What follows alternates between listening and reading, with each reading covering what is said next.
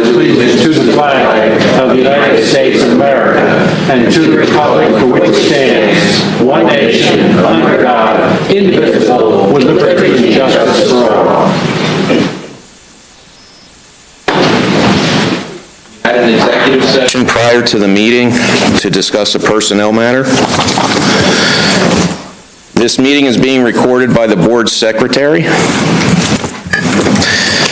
Okay. First item is the approval of minutes.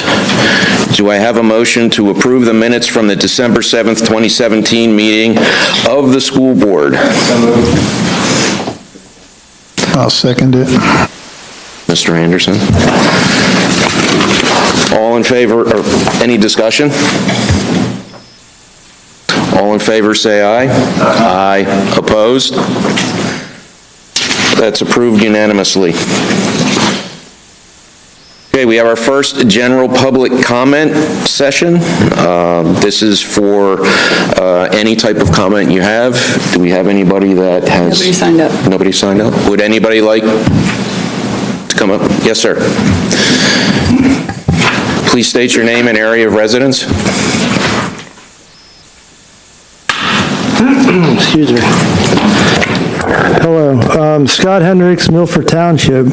But what I want to say tonight, because I do address the board in various positions, I'm here tonight as a voter and a taxpayer. That's my primary reason for what I'm going to say tonight, right now. Based on the new board and the new members, I've been coming to school board meetings for 30 years. And I can tell you right now, over those 30 years, I've seen a lot of people run for school board. I've seen a lot of different candidates run. I've seen a lot of slates of candidates run. But in 30 years that I'm aware of, and maybe Dr. White, who I know is sort of the historian for the district, he's not here, but he might have a little more insight. I've never seen a slate of candidates completely win. Usually one wins, two wins, but the whole slate. So to me, what I want to say about that is the fact that as a board, this new board should take into consideration that the voters did speak and that evidently the direction that the former board was going in was not what the voters wanted. Okay? And with that being said, I know the new president has made a statement that we have to work together. We have to work for the children and this district, and we have to do what's best in their best interests. So I would urge all the members to work together, and compromise is not a dirty word. I mean, we see it every day on TV about Washington, how dysfunctional it is, because all they do is yell at each other and nothing gets done. And then the stuff that gets rammed through because a handful of people get their way, that's not how you do things. So I would urge this board to work together, talk things out. You surely can disagree. I mean, I'm sure you will. But at least at the end of the day, compromise is not a dirty word. That's all I want to say. Thank you. Thank you, Mr. Hendricks. Any other comments? Okay, we're going to move into the report section of the meeting, and we'll start with the superintendent's report, sir. Thank you, sir. First up is the discussion about a how many year tradition, George? 8, please come on. We have an 89-year tradition playing Penridge in football on Thanksgiving Day. However, the state, the IAA, which is not the state legislature as in PDE, the Department of Education, or the legislature of the governor, but the PIAA has a rule out there that has put our Thanksgiving Day game in jeopardy for an 89-year tradition. I know because of that rule, my own alma mater down the 309 and a member of our conference, Cheltenham, and Cheltenham-Abington game, where I went to at least 4 of those games on Thanksgiving Day. That 100-year tradition stopped at 100 years. Because we've had postseason play, we've been able to not have any issues with the PIAA rule.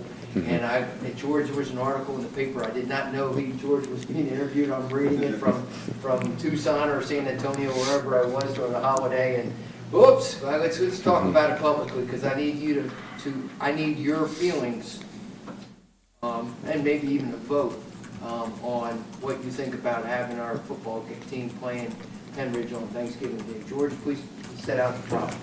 That phone call was spur of the moment, too. So when he called, he sort of caught me off guard, being that the game was already played over a month ago. But what's new for next year is that they're not allowing us to play a contingency game. And what a contingency game is, if you don't make the PIAA playoffs, you're allowed to have that one extra game between the end of your season and Thanksgiving.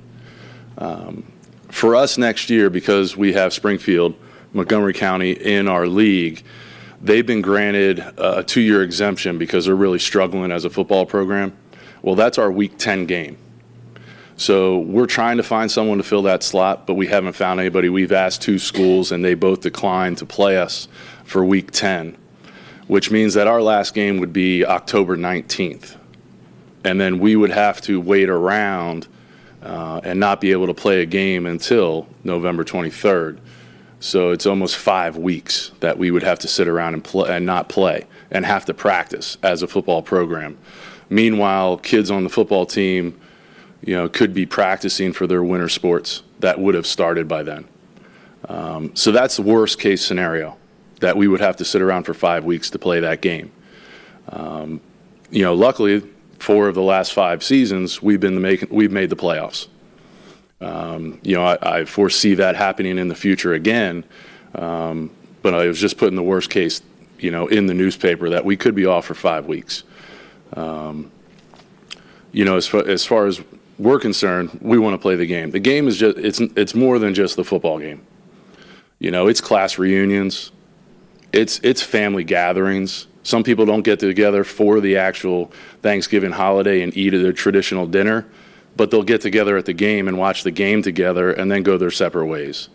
This isn't just about, 60 kids on the field trying to win a game on Thanksgiving morning. This is, 80-some years of tradition of going to that game in the morning and those communities coming together, on Thanksgiving. But the PIAA is really trying to handcuff in schools just like us into canceling these games, and it's a real shame. Why do you think they are? Without getting in trouble, We won't tell. My thought process is it's a fiscal decision, that if we play a contingency game on a Friday night, the same night of their playoff game, Really? would generate revenue at our school that would not go to the PIAA, versus those people going to a playoff game where all of that revenue goes to the PIAA. Same thing with Thanksgiving Day games. Some people would choose to go to a Thanksgiving Day game on a Thursday, maybe not go to a game on Friday night because they have to pick or choose. So they're losing revenue at their games by us playing contingency games and the Thanksgiving Day game itself. What would happen if you went against their rules? Funny question. I've asked that question to District 1. Like, what would you do if we played this game? Right. What's the consequence? And I was told that, well, there's no consequence unless it's reported, like someone reports you on it. Because they're not going to come out. The PIAA is not going to send people out and try to catch people doing this. They don't have enough manpower to do that. Right. So if you're reported or self-report because you broke the rule, you get a letter saying don't do it again.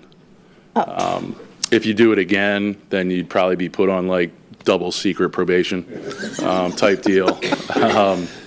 They don't have any real teeth.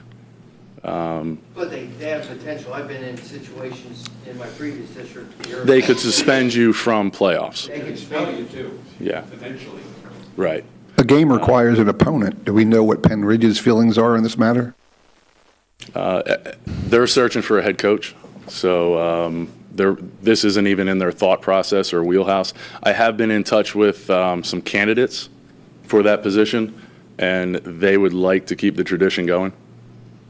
I think it's a board, obviously the decision, given the level of interest of the PIAA or their reach, that Yeah. They're saying it's a safety concern. conversation, of course, board to board, but getting, what I'm after tonight is, one, your awareness of this situation. This is a tradition.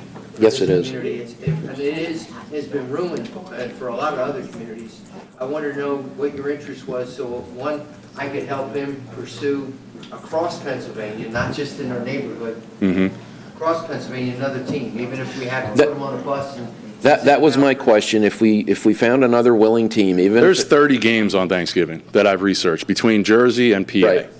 So there's a lot of teams that play Thanksgiving yet. Jersey does it right. They give off the playoffs the week of Thanksgiving. They actually skip the whole week and don't play a playoff game on that weekend because they know it's that big of a tradition for those communities. Now, if we found another willing team, would this be like an exhibition game? See, that's where I'm trying to toy in my mind. Would it be a practice on a Friday night?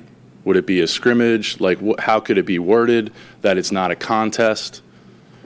And would that They qualify? say we're only allowed to have 10 contests. And would that One on Thanksgiving, so 11 is that's it. They're not letting us have that 12th game anymore, or Yeah. contest, because of safety issues, even though their champion plays 16.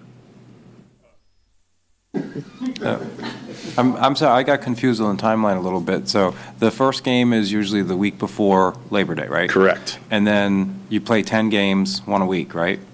Yes. And so that would take you, for the most part, to the end of October? October 19th is week 9. Okay. But like week 10, we have a bye this year because of Springfield.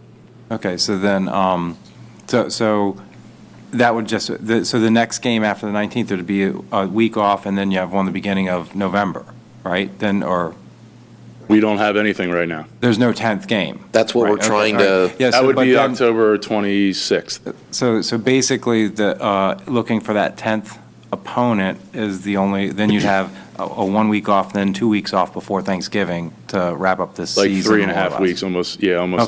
right. I was trying to figure out where the 5-week thing came from. Yeah, Thanks. if we can't find a week 10. If we're in the playoffs, it's a different story because then we don't play week 10 and then we'll play that following week. But I'm saying worst case scenario, that we're off for 5 weeks because of their decision. Oh, we'll get in the playoffs. Yeah, I know it's that simple. I mean, that's the goal. That's the plan. But I just wanted to make you aware of what's going on and why that was printed in the newspaper and, has drummed up some interest in the conversation. And where does the board come in here, out of curiosity? Well, couple things is, your interest in maintaining the tradition, A, you're the decision body for this board, or for this community, and then kind of allowing or directing the president to talk to the Penn Ridge president to get their consensus, board consensus. Then the support, if we have to put them on a more expensive bus, because we send them out to Pittsburgh to find a team, and if we find a team, we're okay. And that's an additional expense. And that's basically it for this fall because of the schedule. Our schedule's going to change because of our conference changing, correct? Not in football. Not in Football stays the same. So we'll have that 10th game for 2 years at least, and then it'll rotate. With Springfield there? So we have a 2-year problem, Yep. at least. Yes, And that's assuming we don't make the playoffs. correct. What's your support and board president had the conversation right now? I'll speak for myself, and I think this is important that we keep it going.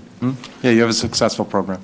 I will certainly reach out to the Penn Ridge board president and have a discussion, and at least find out what their thoughts are. Would anybody else like to comment? I think it's a tradition. I absolutely agree 100%. We move forward with it. I'm just confused on what the ask was. So the ask is to play that 10th week or the week after? If there's a way to play a contingency game if needed. Okay. that we would be able to play that game. 5-week span. Yes. Yeah. I think you would want, at most, just the board's support, show of support, right? Correct. I think we should revisit this issue when we hit a 100-year anniversary. But Mr. Garten, is there something we're supposed to vote on here? I don't think you should vote. I think you just sort of get a sense of the Okay, board, yeah. so that they have some direction as to where they should Yeah. proceed. When you vote, it becomes, Good. a Right, public issue. yeah, because I'm of the mindset that we have a successful football program, and that it's our job to get out of your way and let you have at it. I just want to voice my concern as to the success of the program, and I wouldn't want to see us playing a Thanksgiving game cost us a suspension or a trophy in some aspect for all the kids that work so hard. Tradition aside, and so I wouldn't want to see that happen. That would be my only concern. Time to be able to deal with that if it comes down the road, so you have enough time to be so advised. How about the audience? Clap if you think we should keep doing this. We're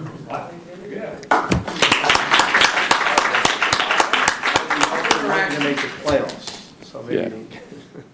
My only request is that you're not allowed to wear green on the board. Uh-oh.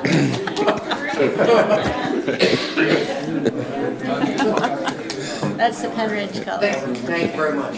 Yes, sir. The next item is just a update. I have there in your file under a superintendent's retreat, a document that looks like this with some questions and an email address at the top for Tom Templeton. If you would take the time to, the new board members haven't met Tom. Tom will be joining us and facilitating the retreat. He's been doing it for probably 15 years for school districts across the state. He's been doing it for our board for the last 4 years, and facilitating 3 retreats a year. Our 3 are January, March, and June this year because of the new board. And so I would ask that you would see what his think piece is right now, reflect on it, and answer his questions, and directly to him. This is for everybody, not just the new board member, correct? This is for everybody, this all 9 board members, and you would do that. The last item is just a reminder that we'd like to get the new board members off to a great start. We had that conversation a little bit earlier with the facilities, during the facilities committee, that you come in and set up a time with the team here for an orientation for a couple hours. That you would start with me and you would move around the team, all the cabinet members that you've already come to know over the last couple of years, and you have your chance to get that initial orientation. After we get that done, or while we're doing that, if it takes some time to get that done, we'll get you out in the buildings, whatever you'd like. I personally will take you around, or if you want to go around with somebody else, or like Kelly, so you can have the electrical closet orientation, if that's what you're, float your boat. But, Thank you, Dr. Armour. Thank you, Dave. Anyway, thank you very much, and that concludes my report. Thank you, sir. Excuse me, did Tom have a date he wanted to return to by, or just? As soon as you can, please. Okay. So he has enough time to put his thoughts together so he can come in prepared at the end of the month. Okay. All right, the next item on the agenda is our student representative report, and tonight that will be given by Anna Tran. Good evening, everyone. So yesterday, the high school had a texting and driving simulation where students were allowed to basically sit in front of a computer and pretend to drive while texting and show like the consequences of what happens when one texts and drives, which is educational, obviously, because that's You a don't huge do that, problem. do you? Of course not. Okay. Just making sure. Additionally, there are a couple events in the works, which is the Children's Theater by the current drama club. They're currently holding auditions and going over script and stuff. Speed Camp for all the athletes is currently in session as well. National Honor Society is currently planning the Winter Formal, which is February 3rd or 4th. I forgot. I'm sorry. Oh, the biggest thing is course selection currently undergoing for the underclassmen, but as an upperclassman, we're currently getting early action, early decision acceptances in the mail. The Daddy Daughter Dance is Sunday, February 11th, and that's being planned by the junior class. It's going to be held at the high school from 12 to 2, and daughters 4 to 11 with any father figure are invited. The prices are $8 for dad and $5 for the daughter for pre-registered, but at the door it will be $9 for dad and $6 for the daughter. You can register on the district website. There should be a link somewhere. Oh, and lastly, the high school would like to thank Dr. Harner for our snow days. They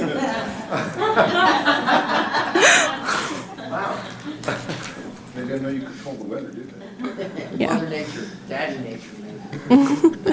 Alrighty, thank you. You're welcome. Did you actually take part in the texting while driving simulation? No. It was held during lunch and I was hungry. Do you know of anybody that did? I mean, there was a news piece that was done, I believe it was on Fox. Yeah. Ready to tee up right now. Oh, okay. Oh. Recorded off the TV, so it's not the greatest quality. The majority of teens do it anyway. School is trying to stop that, and they're putting a new spin on it to show young drivers how serious the problem is. Our Bill Anderson has the story. We've all seen the horrific commercials, been bombarded with stats about the dangers of texting and driving, but it doesn't seem to be working. Do you ever text and drive? Yes. Occasionally. A little bit, yeah. Let's be honest. Unfortunately, too many people have to be scared straight. Being personally affected tends to influence behavior, but it also means that you have to deal with the tragedy. So Quakertown High School decided to try something different. So today we have a demonstration from Lehigh Valley Health Network. They have a driving simulator. Just texting. It's to demonstrate the dangers of not only texting and driving, but distracted driving. In fairness to the students, as the lines formed to try the simulator, yes, several admitted that they do text and drive. But the ones who did knew they need to stop, and several others, they've already gotten the message. You're not the texting driver. No. Because it's distracting and I don't want to crash. You're driving. The teens sat down, they took the wheel, and then were faced with many of the distractions they could face daily on the road. But what started off as a joke to many, a video game to others, began to change as they saw the consequences. Look on your toes. No movement of sensation below the waist. It was scary. Yeah? Yeah. I crashed into someone. There was a red light and I didn't stop fast enough. I see what's happening on the roads. People crash, people die because of it. We have to remember that these are teens, and as much as people may judge their decisions or the decision to simulate fatal accidents, it seemed to have an impact, as pretty much everyone left the simulation getting the message. It's not really worth it. Like, why put your life on the risk and, on the line for something so stupid? Definitely think twice before picking up the phone. Accidents involving death or serious bodily injury. This is a felony. Hopefully showing the effects of texting and driving without actually having to experience an accident will help not only these students, but everyone who doesn't seem to grasp that nothing is so important that it can't wait 15 minutes to potentially save a life, for goodness sake. I'm Bill Anderson. Well, thanks to a local... Thanks, Joe. I think that's terrific that we did that, because for my job, I do a lot of driving. I see this every day. I see people on their phones texting. I get behind cars that don't stay in their lane. And I think the more we get that word out and start with our students, this is really important. I'm glad we did that. Yeah, I second that. Phenomenal. We should have had him eat a Big Mac and try to. And text. And text, all right. Thank you, Ms. Train. You're welcome. We'll move on now to the board committee reports, and we will start with the Education and Curriculum Committee and Mr. Anderson. All right, we met this evening and we covered a couple things. First, we will approach some companies about doing a climate survey, and the district will be, visited by a group from the IU to evaluate and make recommendations for improving our ELD program, which used to be ELA, just so you know. And Next year, middle schools may have the option to select French as a foreign language option, just because we need to find out if they are really serious about that. And that's my report. Thank you, Mr. Anderson. Next, we have the Facilities Committee, and that's Mrs. Mitchell. I'm not really sure how detailed I'm supposed to go in these reports, so I'm going to give it my best shot, and then you guys can give me feedback later, just privately, okay? You hear snoring. We had a lot of items on the agenda, so I don't want to go past any of them, but I'll try to give you guys highlights here. So we did meet to discuss the Neidig Elementary School renovation, and we had the folks from the Schrader Group come in and give a presentation to us regards to a couple of options that we have for renovation as well as additions. We are looking at putting out an RFQ for a construction manager. That should happen, I would think, relatively soon. And we went over some timeline information.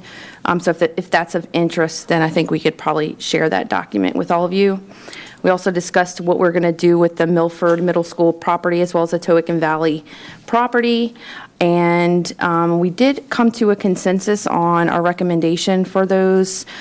So the Milford Middle School property, I believe, is 47 acres of property.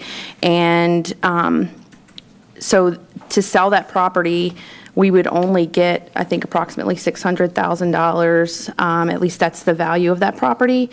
And if we do not demolish the property, if we were to keep that property and sell it just as is, there is a new bill that is being looked at by Pennsylvania, which is the right of first refusal. And essentially what that means is that charter schools would have the right to purchase the property.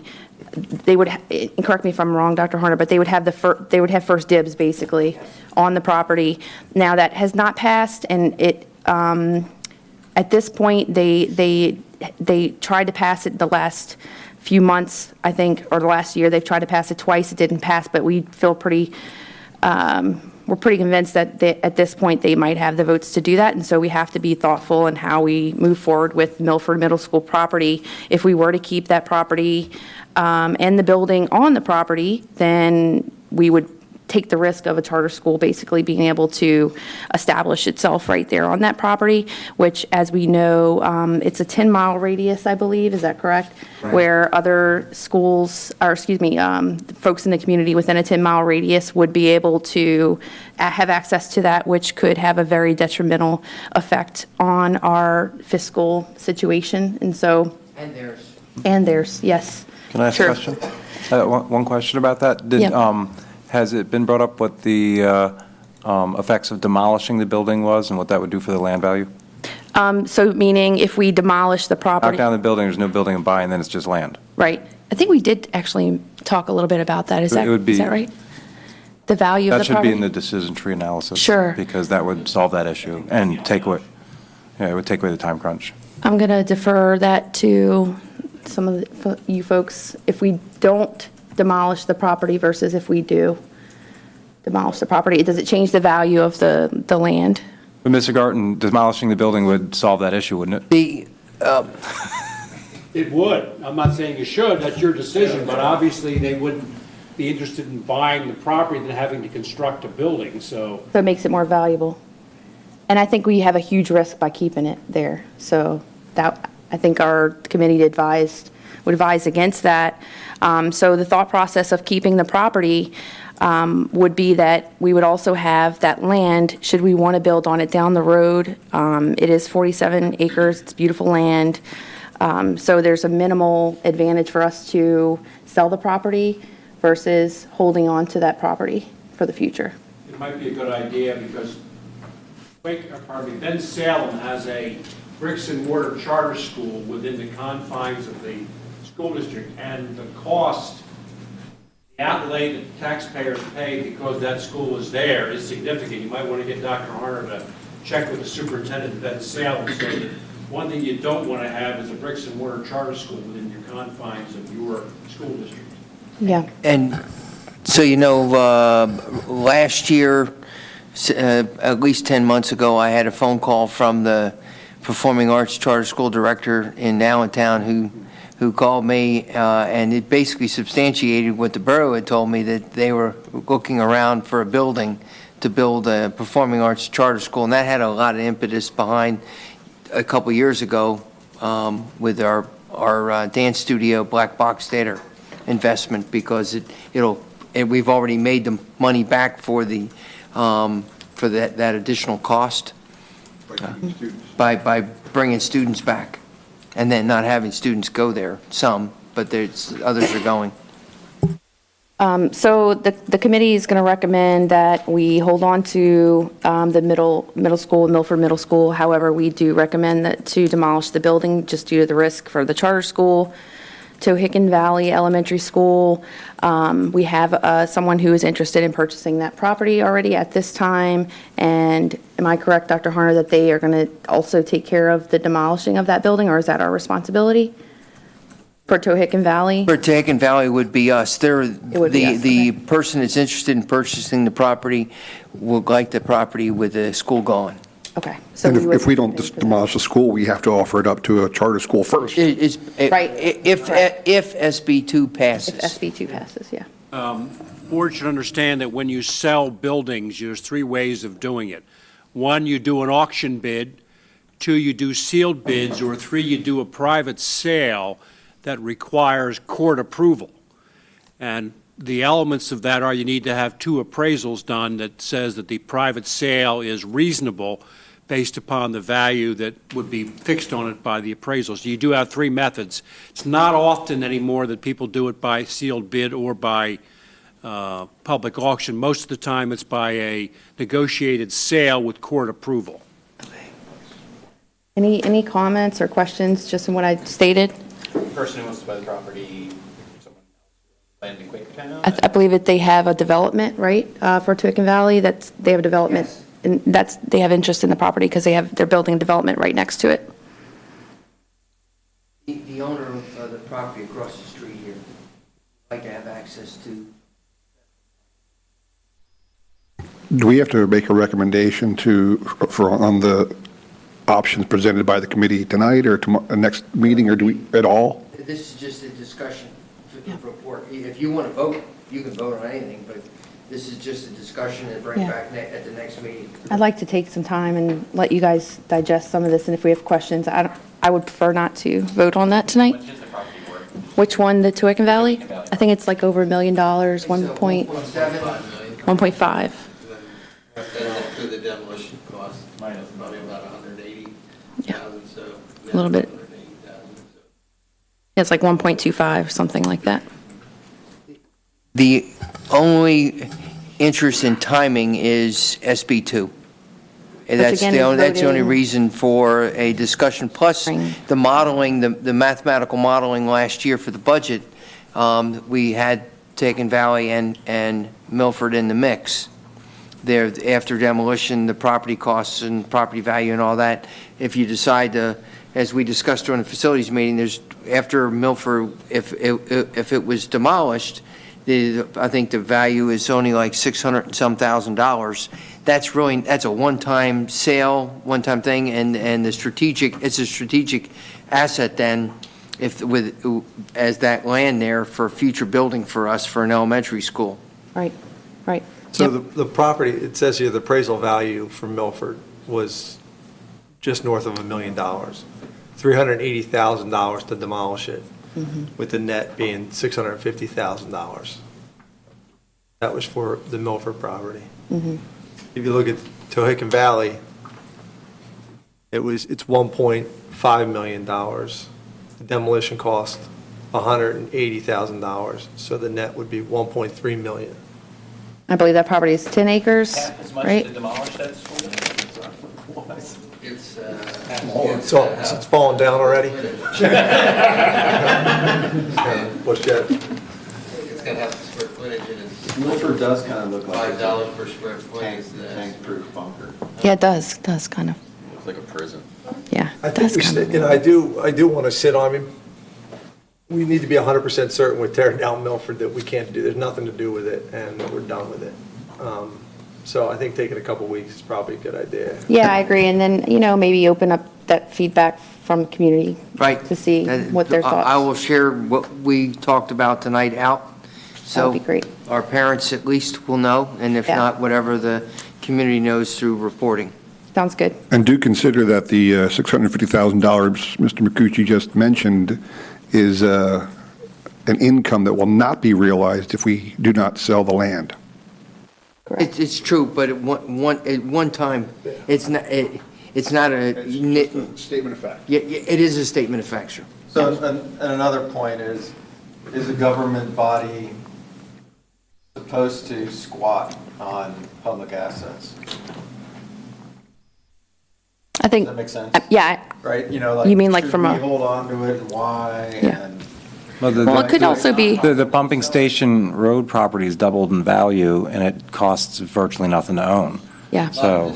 But is that? But it's an asset, yeah, it's a diversifying the assets. Right. It's fun part of. Is that the role of a government body to take from the citizens that which they could use themselves in different ways? It's just a thought. Yeah, it's good feedback. I think what we need to look at, like Dave said, is what is our profitability for, selling it versus could we generate revenue from the existing land, and would it be a smart investment for us? And we know land is always appreciating, so. And a resource. School districts are probably the next biggest. Ms. Mitchell, if I may say, the reverse of what the inverse of what Mr. Kern talked about do we have the right to hold on to it? Normally, school districts and public entities jump in and they don't think strategically, and they jump in after property values have gone up, and then they're looking for real estate to go buy to put a school there because your population has boomed. And so that $650,000 is $650,000, but it's not a reoccurring cost or savings. So sitting on it would be a strategic thing, an asset we would have in our pocket that, right. just like that was the intent of the 126 acres. Now, this is far-fetched, but imagine a scenario that an investor reaches a agreement for the building up there, sits on it for a while, and then sells it to a charter school for a profit at some point in the future. Land, right? Yeah, they can own land. Yeah. Yeah. Yeah, but you have to consider too, the whole purpose of getting the land out at West Pumping Station was for a future build. Now, the future build, while we have delayed it, I don't think that's never going to happen. So to hold on to that land, while it may seem like we're keeping it from somebody, no, we're keeping it for ourselves, because we certainly don't want to have to go look for land 10 years from now and then, cry that we had this piece of land back then and we got rid of it. Yeah, we like that land. It's a land through condemnation, which is even worse, yeah. Where you condemn somebody's property because you don't have a large enough plot of land to build something. At least the West Pumping Station, you could say that was a strategic move because we actually thought we needed to have a place to build a unified campus. I'm just saying, now it sounds like we might be hoarding. Oh, let's keep that, let's keep this, let's keep, that's all. I'm just raising it. That's it's a counterpoint. Yes, sir. Taken. Noted. Any other questions? I'm going to move on to Trumbowersville Elementary School. This hurts. So this elementary school has got some roof issues and multiple leaks. It's only a 10-year-old roof, and it's our only roof that has shingles out of all of the schools in our district. Unfortunately, it was not installed properly, and I'm not an expert in roofs, but the boards, the plywood, I guess, that's underneath the shingles was not installed properly, and it's causing a lot of leaks. Things are shifting around, and this was not anticipated in our budget, and the repair cost is going to be upwards of $650,000. Sell Milford. Sold. Is it a repair job, or is it a redoing the roof job? Redoing the roof. Right, and what about it was installed proper 10 years? To me, just doesn't seem like long enough for a roof to last. It's supposed to last 30 plus. And so I understand that the shingles or whatever probably have their own warranty as in any other conversation, but what about the workmanship of the Yeah. individuals that installed the roof? So it's a good question, and one thing I mentioned today in our committee meeting was, can we go back to see if there's any liability that the company, if they're still in business, has on the work that they've done, or if it's too late to, The other thing, I think you should pull the file out from that construction project, because sometimes school district roofs, although you have a product and the installation is all provided by the provider of the material, so that you may, it's not unusual to have 20 or 30-year warranties on roofs. So I think you got to get the file out quickly, see what is there, so you know what your options are. Yeah, I think that's a great idea. Whoever can get the file on that, that would be great. Mr. Harper. Thank you. Probably right in that earlier. Okay. That's where all the permanent files are for truckers. Okay. Yeah, that would be good to know. So one thing to note is if we do have to replace that roof, since it was not planned, then we're going to have to consider, and we don't have to decide now, if we're going to take that from our planned capital improvements, or if we are going to just, in addition to the capital improvements, make that investment.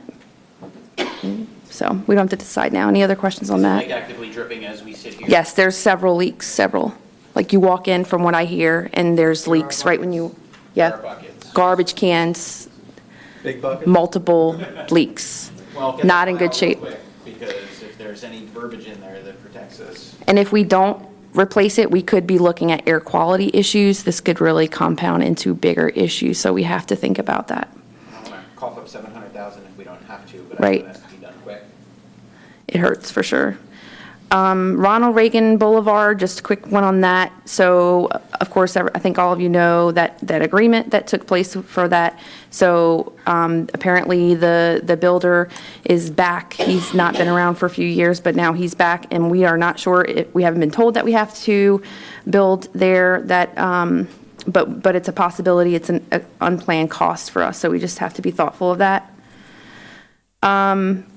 So, go ahead. So about that, so I have a lot of concern. I mean, where does it end for us? And we talked about $400,000 being the cost, but that number was 4 years ago? No, it's got to be 12 or 13 years ago. Well, Yeah, 13. Was there a number 14. tied to it? Was a commitment 13 years ago? Yeah, I don't remember, last time there was an estimate done, but you're right. It was, Bob, there was a number done by Boucher and James in 2014.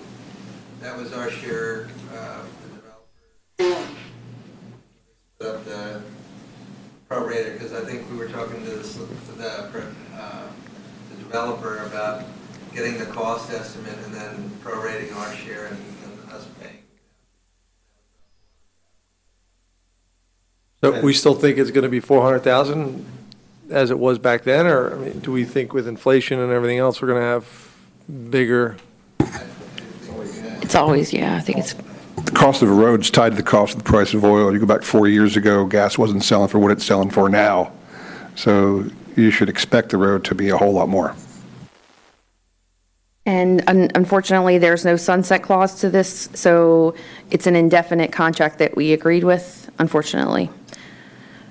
So we're also considering a new high school band tower addition at a price tag of $20,000. There was some concern in our committee meeting that there is already a high school tower, and why don't we relocate that? So we're going to hear more information on the business case as to why we should purchase that. And we just reviewed our capital projects for the upcoming year. And there's a couple issues in the high school. So we are about 99% complete with the renovation of the high school. Also 90% complete of the sports turf fields. There's some HVAC issues that are going on in the high school, but I believe that's mostly resolved at this point. Is that right? And then we are also taking a look at a new scoreboard, which luckily sounds like we might be able to get at no cost with an organization for, I guess there's a mutual beneficial marketing thing going on there, so that's pretty cool. And then the Strayer power loss in August 2017, where a geothermal pump control went out. It looks like we're pretty much close to finalizing that project, and that's pretty much all covered by insurance. And that is my report. Thank you, Mrs. Mitchell. You did a great job. Thank you. All right, moving on to the Upper Bucks County Technical School JOC report. Yours truly will do this, as I attended the meeting that was held on December 21st. The JOC, which stands for Joint Operating Committee for those of you that aren't aware, held their reorganization meeting on the 21st as well. So here are the new assignments for the JOC. Jim Hollowell of Palisades is the new JOC chairperson. The vice chair is Dr. Peter Yarnell of Penn Ridge, and our very own David Ochmanowitz is the new treasurer.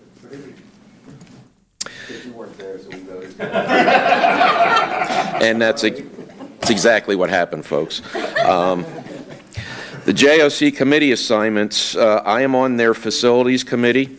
Mr. Anderson remains on the finance committee, and Mr. Ochmanowitz is now on the policy and program committee. There's also some special committee assignments. Mr. Anderson continues on the Negotiations Act 93 committee, and I am on the Articles of Agreement, which is a committee of the 3 sending schools as far as the agreements that are in place that has to do with funding and so forth and so on. So that is the Upper Bucks County Technical School Committee report. Next, we'll move on to the President's report. Excuse me. Yes, sir. I would just like to, I know Chris Polk's not here, but they had great food there, just saying. In case that makes it out into, the blog or something. We can't compete with Chris Polk's food. Well, what I mean, He's looking for a free meal. there's like some lame little thing in a plastic. I'll pass it on to Chris tonight, sir. Yeah. Thank you, Mr. Kern. Okay, the President's report. I'd like to speak a little bit about our newsletter. The previous board had suggested and asked that we do a newsletter, a community newsletter quarterly. And we have Mr. Gary Wexelblatt, who is our Director of Communications, that is in the process of putting together the next newsletter. Some of the topics that Gary may be writing on are about the closing of Tehican Valley and the renovations of Nidec Elementary, introduction of the new board, the 2018-19 budget update, the Pearl Buck Peace Center initiatives, and also the consolidation. I would urge all the board members, if you have any topics, please get with Gary and have a discussion. I think this is a great way for us to communicate with a lot of the people that can't come to the meetings, don't read the newspapers, or don't watch local television. So if we can use this as a vehicle to do that, I think that would be a very good thing. Anybody have any comments? My one comment is that my understanding from dialogue with the folks at the Intelligencer, the readership up here in Bucks County, or in Upper Bucks, is very low and limited. That's why there's very little coverage of our sports program. That was one of my initial calls, and then they talked to me about readership. So assuming that people know what we're doing and why we're doing it, unless we get our message out somehow. Well, that is a great point, sir, because I was, until recently, a 20-year subscriber of the Intelligencer. The paper stinks now. There is no local coverage. Everything comes from the Washington Post or AP. I love reading newspapers. I'm old school. I don't like reading newspapers on a computer. I like to hold it. And it killed me to have to unsubscribe, but I could not see paying for that paper. It's horrible. The one comment I would have, going back to when this was first proposed by the previous president, I don't have any strong feelings one way or the other about the board generating a newsletter. It's just that I was against it from the start, only because you made the point just a second ago, well, some people don't come to our meetings, or they don't do this, or they don't do that. Well, they're not going to read the newsletter we send to them either. We're putting the board meetings on YouTube now all the time, I believe, right? We're videotaping them, and it'll appear on the YouTube channel. So, I mean, Gary's doing a wonderful job of writing general articles all the time. Yeah. You know, he introduced the new board on the website. I'm sure there'll be information about knighting and everything. He's doing that without there being a special board newsletter. I just think nobody's going to pay any attention to it anyway, and we're already doing everything. And again, I don't have a strong feeling one way or the other. It just seems like a waste of time. Well, yeah, so one thing we could do, Gary, is what if we put something in the newsletter and make sure we support it, Joe, with, you know, if you want this to get this also in your email in basket, right? Start harvesting, getting emails. And then we can find out, click through, reads, you know, we can tag, you know, try to test your hypothesis, Mr. Jackson, to see. Yeah. I know, I think a lot of people do read it, but who knows? So we could put something in there to collect email addresses to subscribe, sign up, and you'll get them electronically as well. You can even opt out of the paper version if you want.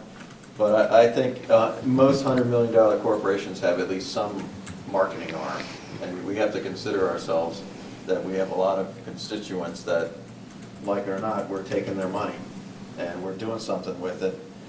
Whether you want to read about it or not, it's up to you, but you can't say we didn't try to tell you what we're doing. And I think it's our duty, you know, if we're taking $114 million out of this community, to at least try to tell them what we're doing with it, proactively. Could we possibly take a sample size and do a survey to see if people would have interest? We're already doing that, right? I mean, Right, it's already I in mean, we process. could, but doing, you know, that takes special talent to do proper survey. In other words, phone call. Yeah. And say, hey, did you get the newsletter? Did you read it? That kind of thing? Yeah. I mean, we could. Yeah. Any of the old board members know how much I like surveys.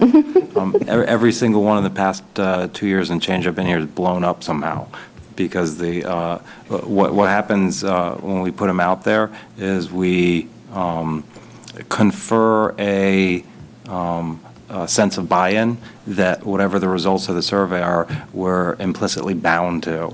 And we've done that, and it backs us in a corner when, even as a board, we disagree with what comes back from the survey because of the sampling group. Yeah. I mean, so like for example, when the move came to, or the question came up about where to hold that graduation, last year they took a survey of students who were going to graduate, but no one outside of that sample size. And so it comes back to us sometimes, so I would exercise or caution with regards to looking for buy-in on not just, this topic's a little one, but just moving forward, because they haven't been kind to us. Yeah. Yes. Well, I mean, my initial reaction when the first one went out, the content I had a concern with. So as long as we're using it as a vehicle to, you know, share, then I think in general I'm okay with it, depending on the cost. Okay. Any other comments on that? Okay. The last comment I just have real briefly is that this week I completed my Welcome Workplace Intercultural Assessment that was sent out to all the board members. I think there's a due date of the 12th for that. I can't express enough how important this is, and this is the beginning of the process, but I'm excited about the opportunities that are in front of us with going through this process, and this is the first step. So as a board member, I took it seriously, and I took the survey. So I'm really anxious to see what the results are. I'll just say I gave feedback, speaking of how hard it is to make surveys, that there were a bunch of questions in the end, in case you didn't get it yet, that asked questions about the makeup of our school, the makeup of our staff, and I just said, I'm not answering that. They can figure that out. So I gave feedback, so that's just kind of a dopey thing that you could go ask one time, one person. And they're going to give that feedback to the original, because somebody else owns that survey. So I'm just saying, That's what I did. I'm not going to answer that question because it's not an opinion. I think one of the things that might be in the survey makers'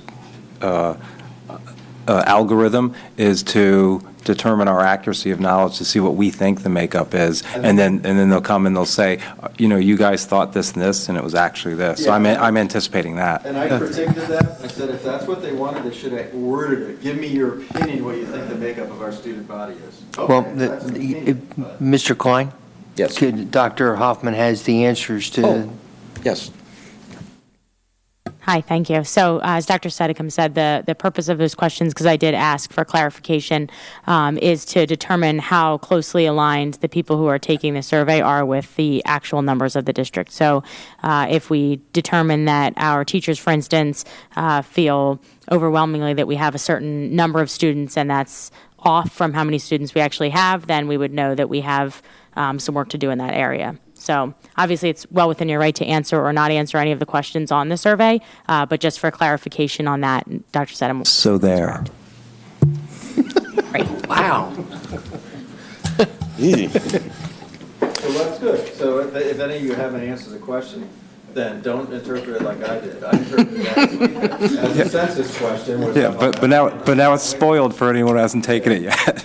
Yeah, so if it's an opinion, then answer it like an opinion. But I thought it was a jokey way to form a survey question. Okay, moving on to discussion of upcoming action items. First item is fiscal items, which includes the budget process, and I believe Dr. Harner has some information for us. Good evening, everyone. Hey, thank you. This is our first preliminary budget preview, and it's going to be more about terminology and process tonight, so I'd like to get us going and being thoughtful and reflective about where we've been, where we are, and on the 25th we'll talk about the 25th of this month, the next board meeting, where we are going to be going. Here's the agenda for the presentation. Next slide. Preliminary budget, what it is. I'll let you read that for a second. And it will be presented again at the next meeting. Next slide. Some terminology, Act 1 index. I think most of you have heard that terminology through the springtime process, because I think all of you have been here at board meetings talking about Act 1, what that is. Things I wanted to talk about here on this slide, you can see we're adjusted. And the market value ratio, that's basically based on the wealth of this community, and because of our how we are relative to other districts, we get a little bit more of a higher index. As you look down at the bottom of the slide, and it's on your presentation there, Council Rock is 0.150, where we're 0.422. And so they're right at 2.4, whereas Bristol Borough is 0.610. Obviously, their poverty index is quite higher than ours. Our index, when it kind of give you an idea about poverty also for the district and for the audience, when I arrived here, I believe it was right around 26, and maybe it's about me, I don't know, but now it's 34%, from 26% to 34%, right under 34%. And that, How do they determine that number? that is based on our free and reduced meals and our students that report.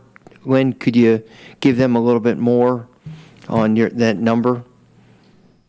Yes, our poverty index is based on qualified.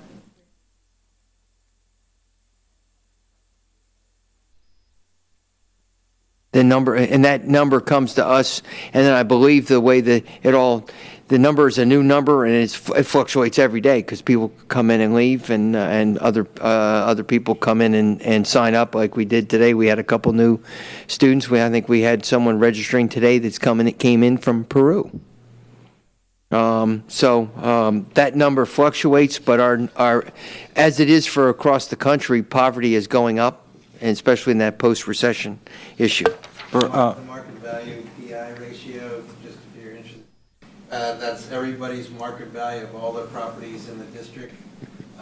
State Equalization Board comes up with that number, and you're dividing into personal income. You know, when you do your PA 40 tax return, you have to put the school code on there, you're putting Quakertown on there. That's how they accumulate everybody's personal income in Quakertown and come up with the denominator for that. So. For perspective, should you remember offhand what the numbers for Philadelphia, the poverty level? Because I think it was like 29 the last time I checked, like 2 years ago. I don't know, sir. I can find out and get it to you, but I don't know. I do know that they, because of their poverty index, their Title I funds, when I was working there, it was in the double digits in the millions of dollars that they got because of it. It was an incredible number. Next slide. This one talks about our exceptions, referendum exceptions. You have index, and many of you, if not all of you on the board, and most of you in the community have heard me with a previous presentation on the budget talked about referendum exceptions. And these are the two exceptions that we have right now this year, and then what that value would be if we use the full exception. And to foreshadow, and you can see down the bottom what that total increase, the maximum tax increase for the district is 2.4% plus the other percentages, that in total tax increase would be 6.04%. What you'll see here, well, I'll wait till the next slide and I'll get to that, or the following slide in the near future. Next one is on the calendar. This is our budget timeline. Here we are today. As I mentioned, on the 25th, we'll have the preliminary budget presentation. Deadline to adopt the preliminary budget, you can adopt it at the next meeting, but it has to be adopted by no later than the first meeting in February. You've all been familiar with when and I know the new board members have heard from me and from our springtime, summer discussions, fall discussions, well, it comes in at a higher number. These are all projections, and that's what you're going to get here at the next board meeting and a little bit tonight, and we'll come into a lower number. You have a slide that sort of talks about those artificial constraints that are foisted upon us by the wonderful state budgeting process? The artificial constraints, what do you mean, as an example, sir? So, a couple things are, you can never rate, I guess if you make a budget statement, you can never raise it. So we naturally will try to come in high, knowing we'll go low. We're just bound by exceptions. We vote to take them or not take them. When okay, so is that a true statement that if you put in a $100 budget, you can't later say, oh, it really needs to be 105? Like you can't. Correct. That is correct. You can only ever go down. You can only go down. You cannot go up. If you adopt an index budget, preliminary budget, you can't go for exception. So I just want to point that out to the new board members because this made my head explode when I first, came here 2 years ago. And the next thing is, a big component of our budget that has to do with some state number comes in after we have to submit our piece, correct? And I forget which state component that is. I don't know if it's their final numbers or... No, we have that already. The state has to adopt their budget, so all their state funding is...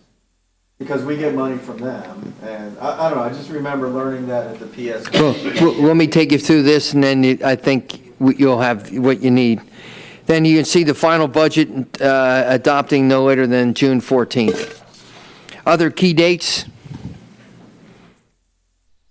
The deadline to adopt an opt-out resolution. That's for the exceptions. Next slide, please, Joe.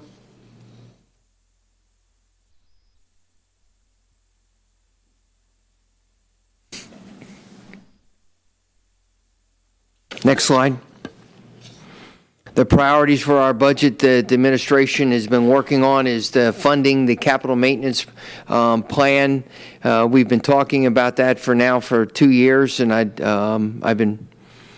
that $1 million set aside to fund the must get done things like our Trumvallersville roof and other things that are on that list that was previously briefed by Ms. Mitchell. Renovation addition in Nidec Elementary School, we would have a debt service associated with that, a cost to borrow the money. Additional special education supports, and I'm going to give you some dollar figures that you can see. These are the things that we need to add. At the high school, you can see we're looking for a special education focused assistant principal.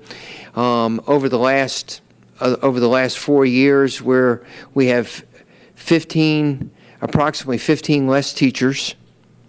We have 2 less administrators, or we have 1 less assistant principal and 1 teacher on special assignment. We have the same amount of students.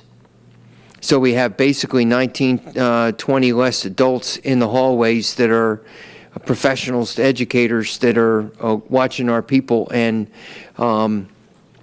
this is it's problematic. I hear it often from when I walk the hallways and listen to people that we need to have that supervision. The additional aid support in special education and teacher on special assignment to support POF. POF, by closing Tehaken Valley, 2/3 or 160 students are going to be going to POF next year. They have a lot of our IU students are there for the students with disabilities, and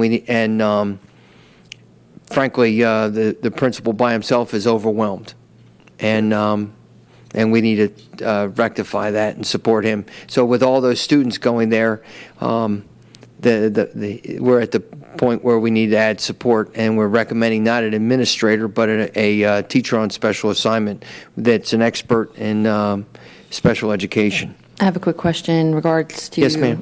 Special education and our aides, just so I can validate some of the feedback that I've received, that we have our special education aides are assigned to a greater number of teachers than previous, as well as a number of core teachers that they're assigned to, or excuse me, students, classrooms, and then also additional core teachers. Is that the case? Can you qualify that for me? Principals? Yeah, they're more stretched thin, essentially, than they have been in the past. Stretched, or Yeah. we have more So if they had- aides?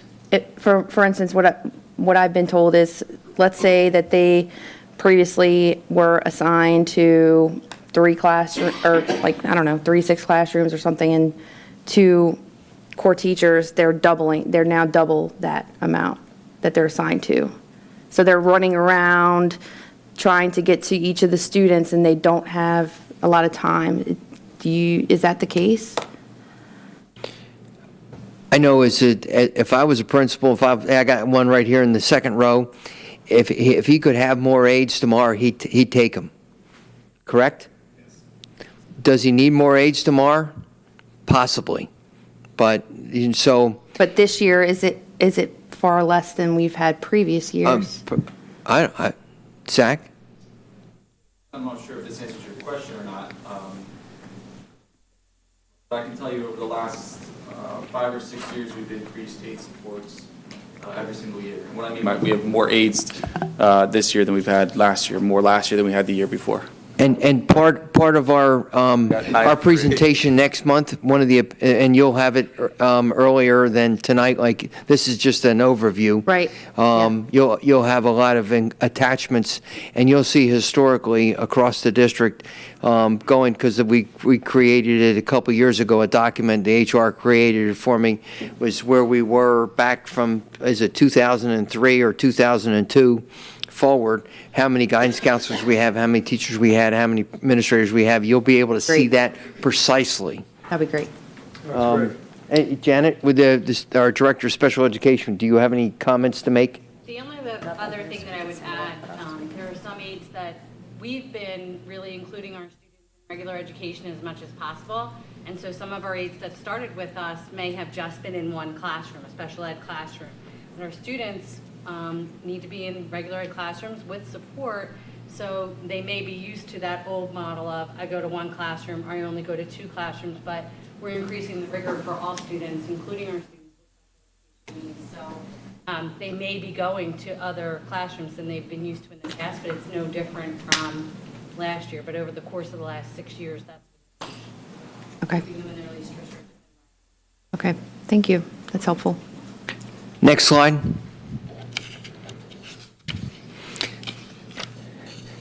This is a fund balance surplus shortfall comparison. I'd like you to bring you to attention down toward the bottom. You can see the where the fund balance commitments were and how it's gone down. That's what I'd like you to bring your attention to bottom line, where we were at 15, 14, 14 again, and then down to 12. This just is a little bit of historical piece. Next slide is a slide that is helpful. That the board last year, it was made a little bit the clarity of how the preliminary budget is not the budget that is finally approved in June, and the difference. The purple, the height of the purple on the histogram, that is what the preliminary budget was presented as. The blue is what it actually was after audit and closing out of the books. You can see here for 17-18 how which is this year, how the reason we have multiple colors in there, that is with the Tehick or Milford in there.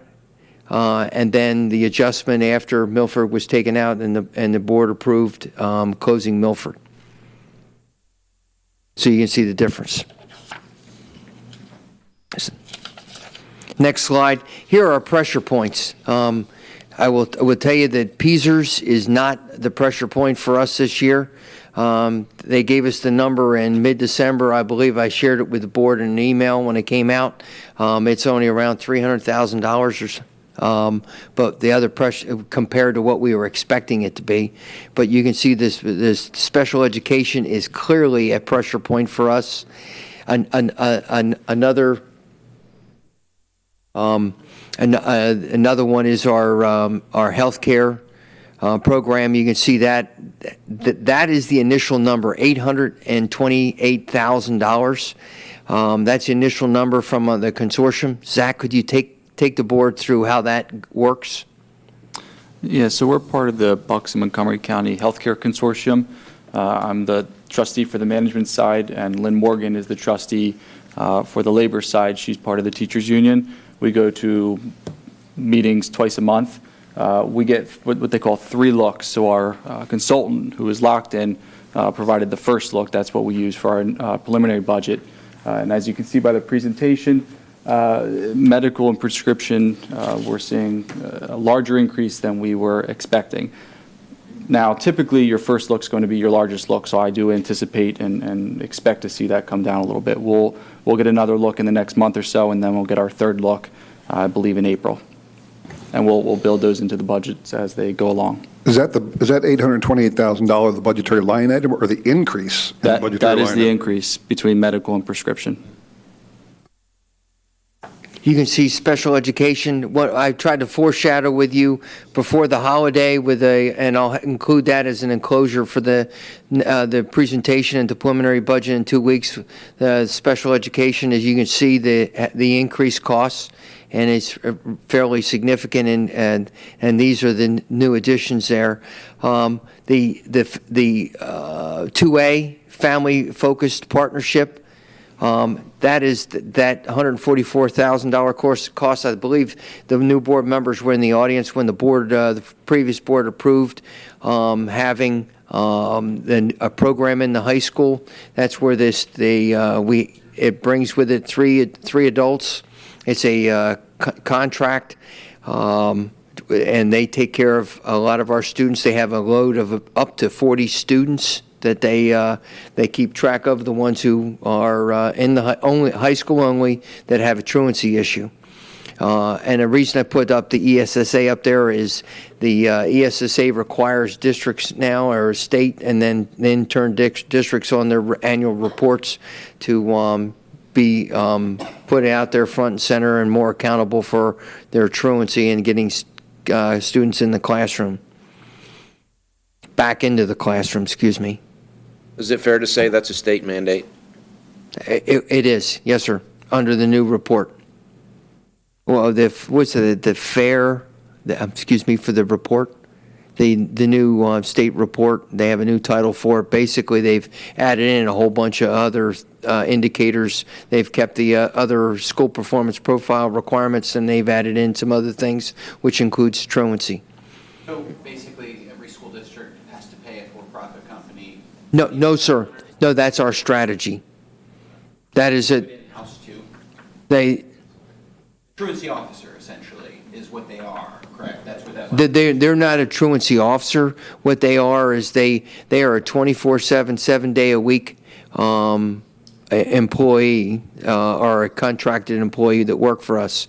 We learned about this model from Penn Ridge School District, and we contracted with the company from there. Janet, you help me with this a little bit. Janet supervises that contract. Yeah, please. Am I looking at correctly?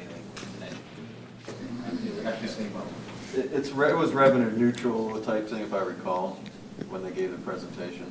We were hoping to save from outplacing students or having students drop out, quite frankly, because our numbers were a little high in what we were seeing for both special education and regular education students. So it's more under the pupil services realm because it's not just a program for students who are identified as in need of special ed services or supports.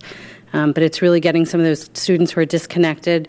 And it really is a family situation. And so they'll go to the home in the morning, they'll go after school. Sometimes students who cut classes at the high school then get a detention. So we wind up with students who aren't happy with being in school, and then we make them stay longer. And so they'll do a Saturday detention with service projects, things like that. So one of the compelling components of that program was that it had a drug and alcohol abuse to it. So what happens is not only do you identify the truant students, but you try to work about why it is, and it helps plug them into programs to seek help for the underlying cause behind the truancy. And that was the basic gist of it. Thank you. Mm-hmm. The truancy laws have changed also for the state, and getting back to your Mr. Kern's comment about the revenue neutral, we have our students that we've had issues with truancy. They have gone to ombudsman in the past, and we're not allowed to send them there anymore. And that annual cost for ombudsman used to be $340,000. and this year it's what? It's 147. So it was 300 and some that we would send, and ombudsman's on the other side, the 1/3 of this building here. They have that side that goes out, and their entrance is over on the side of this complex. That's where ombudsman is, and we were sending over $300,000 to them a year. Now it's half of that, and so that's where the revenue neutral piece is coming from. So we saved the money this year, but now we're saving. We have to address the need. So the program is to nurture the kids to stay in school rather Yes, sir. than get frustrated and drop out. Yes, sir. And it's 3 adults that are focused just on that. Yeah, and they basically it's an all-you-can-use service. It's a flat fee, and for up to 40 students at a time, they whatever is needed. I know that to make it even more personal, the person in charge of the program is a Quakertown graduate. He is an assistant coach for Coach Bannis here. He's been working over in Penn Ridge, and I hope we get him full-time for the program. His mom was a former board member, Linda Martin. So we're excited about having this program in place. It just started in December, correct? Yes. Any other questions on these line items? Next slide. Now this is where it gets down to into the weeds, and I wanted to give you some numbers on what it would look like for the audience. It's probably really tough to see, and this presentation is online, so you can see the numbers. But as you can see, that we have the different options on the left-hand column. A no tax increase. The millage obviously is 0. The index only is 4.42%. That's how it's laid out. Index plus the PSERS exception, which is very little this year. And so on down. I won't read it for you, but I wanted you to take the time to digest how that looks and how that plays out. And we'll be bringing back PFM modeling on each one of these options, so you can see if you pick one of these options, what it'll look like here next year, the following year, and out to 22, 4 years out. So you can see the implications of doing that. Next slide. I wanted to look backwards a little bit for you here. A lot of questions. What did it pay off to do Milford and Taken Valley? The impact is profound. I'll let you study those numbers on your own. The final column on the right-hand side. Now these are preliminary numbers for on the right-hand column. That's assuming you go to what you've done in the past as a board, just going to index. Okay. And then I expect those numbers to change after we start doing more modeling. Jamie Doyle and Melissa are coming in from PFM tomorrow to work with Zach and Bob to take us through and do the projections out, so we have a week or more to stew on them, and then be prepared for our presentation on January 25th. So anyway, you can see where it's been with the timeline over last year. It was back in the February budget presentation, the March presentation, and the scenarios of closing the 2 schools, what it's done, and then the budget estimate for next year given an Act 1 only index. Dr. Hunter, just so you're aware, I don't think any of us have this presentation on board docs. It is on board docs now, if you refresh. Oh, now? Okay. Sorry? What were you saying? You have to refresh. Let's go over the presentation again. No, thank you, sir. Well, we will in 2 weeks. Exceptions, why they should be considered. Next slide. Thank you, sir.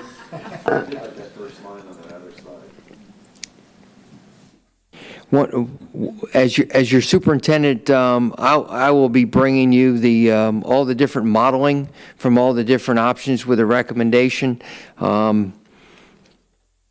As we have talked about extensively over the last couple of years about our capital program, making sure we fund those, and then there are must do things that we have to do with special education. There are healthcare things we must do, and as you know, over the last 4 years, we're probably a total of. And you'll see this in the public will see it, all these numbers next presentation. We're about 600 or 60 employees less than we were 5 years ago. And we're below the 2005 numbers. There's no other place to go. And so I understand Dr. Sedicum, and I'm going to present the numbers as they are, and obviously the administration will carry out what the board votes on back in June, but that's what we have. So our next steps, moving off this page, this is their timeline, January 25th, and then no later than, and continue to look for the changes. I'm confident that medical premiums will come down probably a couple $100,000. We've seen that before. Ms. Edwards, when you were doing it 3 or 4 years ago before Zach took over, can you give the board a reflection of how that looked? Well, our Our first 3 years, we experienced some reductions, actually, in medical premiums, not just reductions in the increases, but we captured all the savings resulting from lower administrative costs, from having a much larger group size that drove better contracts with the major provider, which is now Aetna. We captured those savings, so for 3 years, we actually had premium decreases, and then having captured all those savings, then trend is now catching up with us.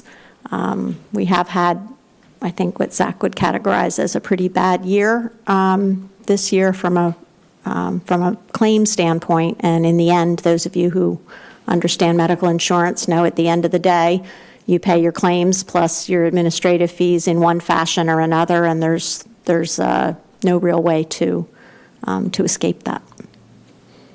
Self-insured or? We purchased our insurance through the consortium, so the consortium is self-insured. Like our own little chamber of commerce. Yeah, so how much was our premium last year? I do not have the history right in front of me. No, I mean, what was the annual, the line item for that for last year? Because it's an increase of 828,000 from. It was in the 7 Do you have it in million. front of you? Yeah, it's a little over. It's been, 7 million, I think we're around 8 million. Right, and the percentage increase from the year before, ballpark?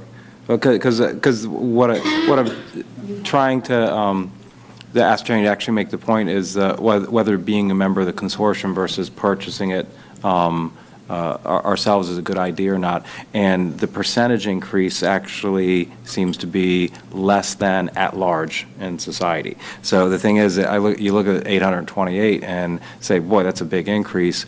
And it is, because basically that $1 million we keep trying to set aside, well, there it is, right? So each year you say, okay, we got enough to set aside this $1 million, then this comes along. But percentage-wise, the basically consolidating the administration costs with the consortium and saving money than going directly, we still probably are better off being in the group that we're in than otherwise, because even though it's an increase, it's less than my increase was last year. we're definitely too small for it to be prudent for us to self-insure as an individual entity. How many employees is the school district on the insurance plan? There's about 546. District? 546? Yeah, 546. 546. I don't know why that number stuck in my head, but it did. So as we're going into the budget for 18-19, we have really come a long way in fine-tuning all the major items and going in there and finding, like in busing, my first year, we reduced the busing transportation cost by $600,000. And going in there and looking at class sizes at the secondary level, and now we're at that pressure point. I was in the high school 2 days ago with Mr. Finnerty and his lead teachers in each one of the departments, and I know the class sizes there have gone up a little bit. They were under 19-to-1. Now they're up in the low 20s on average. I mean, there's variances from low to very high, or what most we would consider you would consider as high. So there is no other places to go than start adding back in positions. So expecting us without cutting program to go find a couple $1 million, given the required things we need to get done, or the should do things like the capital projects that need to get done, so we don't get back into a 30 years of neglect in our buildings like we've been able to identify and start fixing. So anyway, that's where we're at tonight. Any final questions? Yes, sir. So the thing that I think is very illustrative and might help all of us, or at least me, is if you categorize our budget and the pieces of the budget that we can affect and those that we can't. I think that's always, oh, 114 million, that's gotta be easy to find a couple million. Well, not if actually 80% of your budget is spoken for and you can't touch. Is there a way for us to get that information by the next board meeting? In other words, we can't change. I think the number's closer to 90%, not 80%. You sent me a slide, and that slide existed at one time. Can you go back to that, the preliminary budget versus final versus actual history chart, the one with the little colors? Yes, sir. I love that slide. I know you do. I know you do. Well, no, because one, it shows a consistency, through your years here. So, where's that? Can we look? Oh, it's coming? It's the preliminary Right there. budget. It's Now the little, you passed it. Keep going. Histogram. That's all. Yeah. So, it's the slide. I like the colors because blue is for it makes it Quaker really Town, easy sir. to My favorite digest. color, too. So basically, what we're going to get next week, I guess mostly for Kayla. Who else is on Finance Committee? Okay. Yeah. So. Sorry. I hope you all will Yeah, attend, and we're trying to set it up where policy doesn't meet next meeting, so if you would come into finance. Yeah, so what's going to happen here is we're going to get the first numbers, and it's going to be that whole thing. And so basically what's happened each of those years, that little purple piece at the top is what we're able to milk out of those numbers to get it down and so the levels where that green is. And so then what happens is that where the blue is what actually happens. I think the difference between what was projected last year and what actually happened was about $600,000 surplus. So what happens is we had that budget, and Dr. Harner came in and was able to find savings through his team about $600,000, which is good because money we didn't have to spend. And one of the things that has come up over time is, you close your ears. Dr. Harner's been accused of inflating our budget to, create crisis where there isn't. But year after year, these numbers come in pretty doggone close, one way or the other. And consistently, he's been able to get us a little bit under. But they're very close. I mean, they're within $1 million year after year of what we project that we're going to spend at the beginning of the year and what we end up spending at the end of the year. So the accuracy of our forecasting has been spot on year after year after year. And so our task is we're going to get a number at that meeting in 2 weeks that is going to be, I'm going to guess, somewhere between $4 and $8 million of what the projected revenue is going to be for the next year. So then our task becomes to scramble for over that month to basically take away from the wish list. There's going to be a lot of wishes in there. And so one of the things that I think is a terrible idea, but it is one that, and I know Nancy Ann actually would hate me even uttering it, is that there's a process that people do sometimes in the budget, the red light, green light, and basically you start out with your absolute minimum legal obligation to the district is.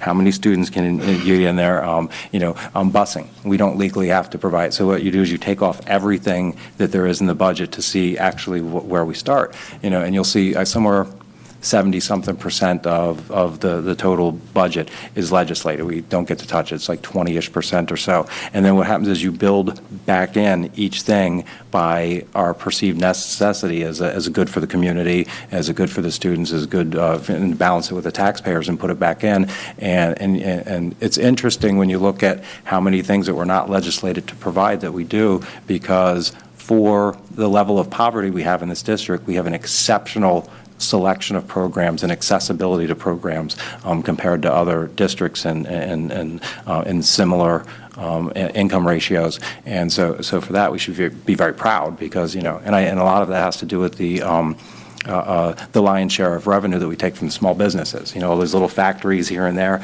with the property taxes of, 100, 200, 300,000. So basically, to go back here, going forward, and it really this is just sort of I guess it's praise to the administration for how accurately year after year they've set us up to what we're looking for. It's not the numbers aren't thrown out there scary. First, we're going to get a wish list. Everyone says, I need this, and then what we're going to have to decide is what is absolutely needed, what we actually think should be there, and trim it down. But the more purple, the better. right? You know, and notice the increase in purple over the past 2 years. You know, not saying it was me, but, you know, but I do applaud the administration for being able to pull off the Act One and have a little change left over each year. So, you know, I'm going to urge for the continued doing more with less. So. And Coach Banis, there's more blue than green on there? Okay. Anyway. That was all. I just wanted to go back to see it because this is the big magic picture, this one here. Thanks, Dr. Harner. Any more questions? That completes this part of the discussion. Thank you, sir.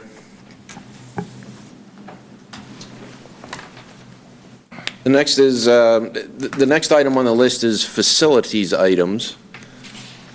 I don't think that I don't think we have any presentations for that. I didn't do we? think so either. Do we have any personnel items? That's also on the list. Not for discussion. Okay. The next policy and programs, one of which is to review the 2018-19 school calendar and non-instructional. We do, sir. Yes.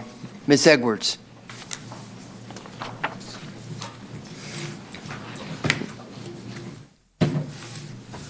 It is very exciting to have so much interest in the school calendar because usually no one pays very much attention to it. So that has been exciting. In order to provide some context for the discussion, tonight we're just reviewing it, take any feedback or whatever, and then bring it back to you in 2 weeks for a vote. Okay, so tonight is just a discussion opportunity. But to kind of set the context for that, the primary factor governing the development of our school calendar each year is aligning with Palisades and Penridge because we all share a tech school. And so when our student day calendars are not in alignment, then our students miss out on tech school instruction because the tech school is only open for students when 2 of the districts are open. So when we get out of alignment, our students miss time. So the 3 assistant superintendents meet together in the fall. Bern Wagenseller has a wonderful data tool that we can all plug our different contractual requirements in and see where we match and where we don't match. And then there's some horse trading and some draft picks and things like that. And then we try to come up with a consolidated calendar that best meets the needs of our students. A couple other things that we do, particularly in Quakertown. Some years ago, we had feedback from a lot of families that not knowing when school was going to start before or after Labor Day was problematic for their planning. So we explicitly place in writing on the calendar, and we use a practice where when Labor Day is early, the 1st, 2nd, or 3rd, we start the day after Labor Day. But where Labor Day is late, in order to avoid pushing the school year too late into June, then we start the week before Labor Day. And so we try to be very consistent in following the rules so that families can plan ahead for whether or not the last week of August is available for vacation or other things that they're interested in. And then another constraint that we have is the QCEA agreement specifies one day that may not be a work day, which is the famous Deer Day. That I came from New Jersey, and we don't go shoot things on the Monday after Thanksgiving, but when I started working here, I learned that it would be easier to hold school on Christmas than on the Monday after Thanksgiving. So, and I learned quickly because I suggested it, and I'm like, okay, wow, I will never suggest that again. But there is a provision in the QCEA contract that says that day may not be a work day. And in addition, in our QUESPA contract, they have paid holidays identified, obviously none of which we would want to use as a school day because then we would be incurring extra expenses for bringing people in on a holiday. So those are kind of the constraints that we operate within. For our calendar, we need to schedule 181 student days. We do not make up the first day missed due to weather, but after that we have to make them up so that we maintain 180 days, which is the PDE requirement. We have 4 curriculum/professional development days. Those are always shown on the calendar in yellow. We have 2 conference days, which are shown in blue. Normally, parent conferences don't occur on those dates. What happens is the buildings vote to hold conferences on evenings of their choice, and then they don't have to report to school on like the trade day for the conferences in the calendar. And then we have 9 non-instructional days, which are non-tracked, meaning that teachers do not come to work on those days. So those are blue days in the calendar. I usually place those where other districts might have a holiday or an in-service day that we don't, again, to try to keep our student days in alignment, okay? What else do I want to tell you? There's been a lot of feedback about when we should have the makeup days. Should we have them replacing blue days or holidays during the year? Should we have them at the end of the year? There was a lot of, Dr. Harner sent out a blog this afternoon, and he got, let's see, 10, 11, 12, 15 email responses just since like 4 o'clock. Well, we all did, the board did. And 12 of those said keep the makeup days within the year. 1 said put them at the end, and 1 said we could have a reasonable balance. Okay. So there's pros and cons to doing it both ways. Different districts do it different ways. Most importantly, but a piece that probably doesn't get thought about as much, is the instructional value of the days. And I'll preface this by saying that in a winter where we have 2 snow days, it really matters not at all which way you do it. You could do it either way, and the impact is minimal.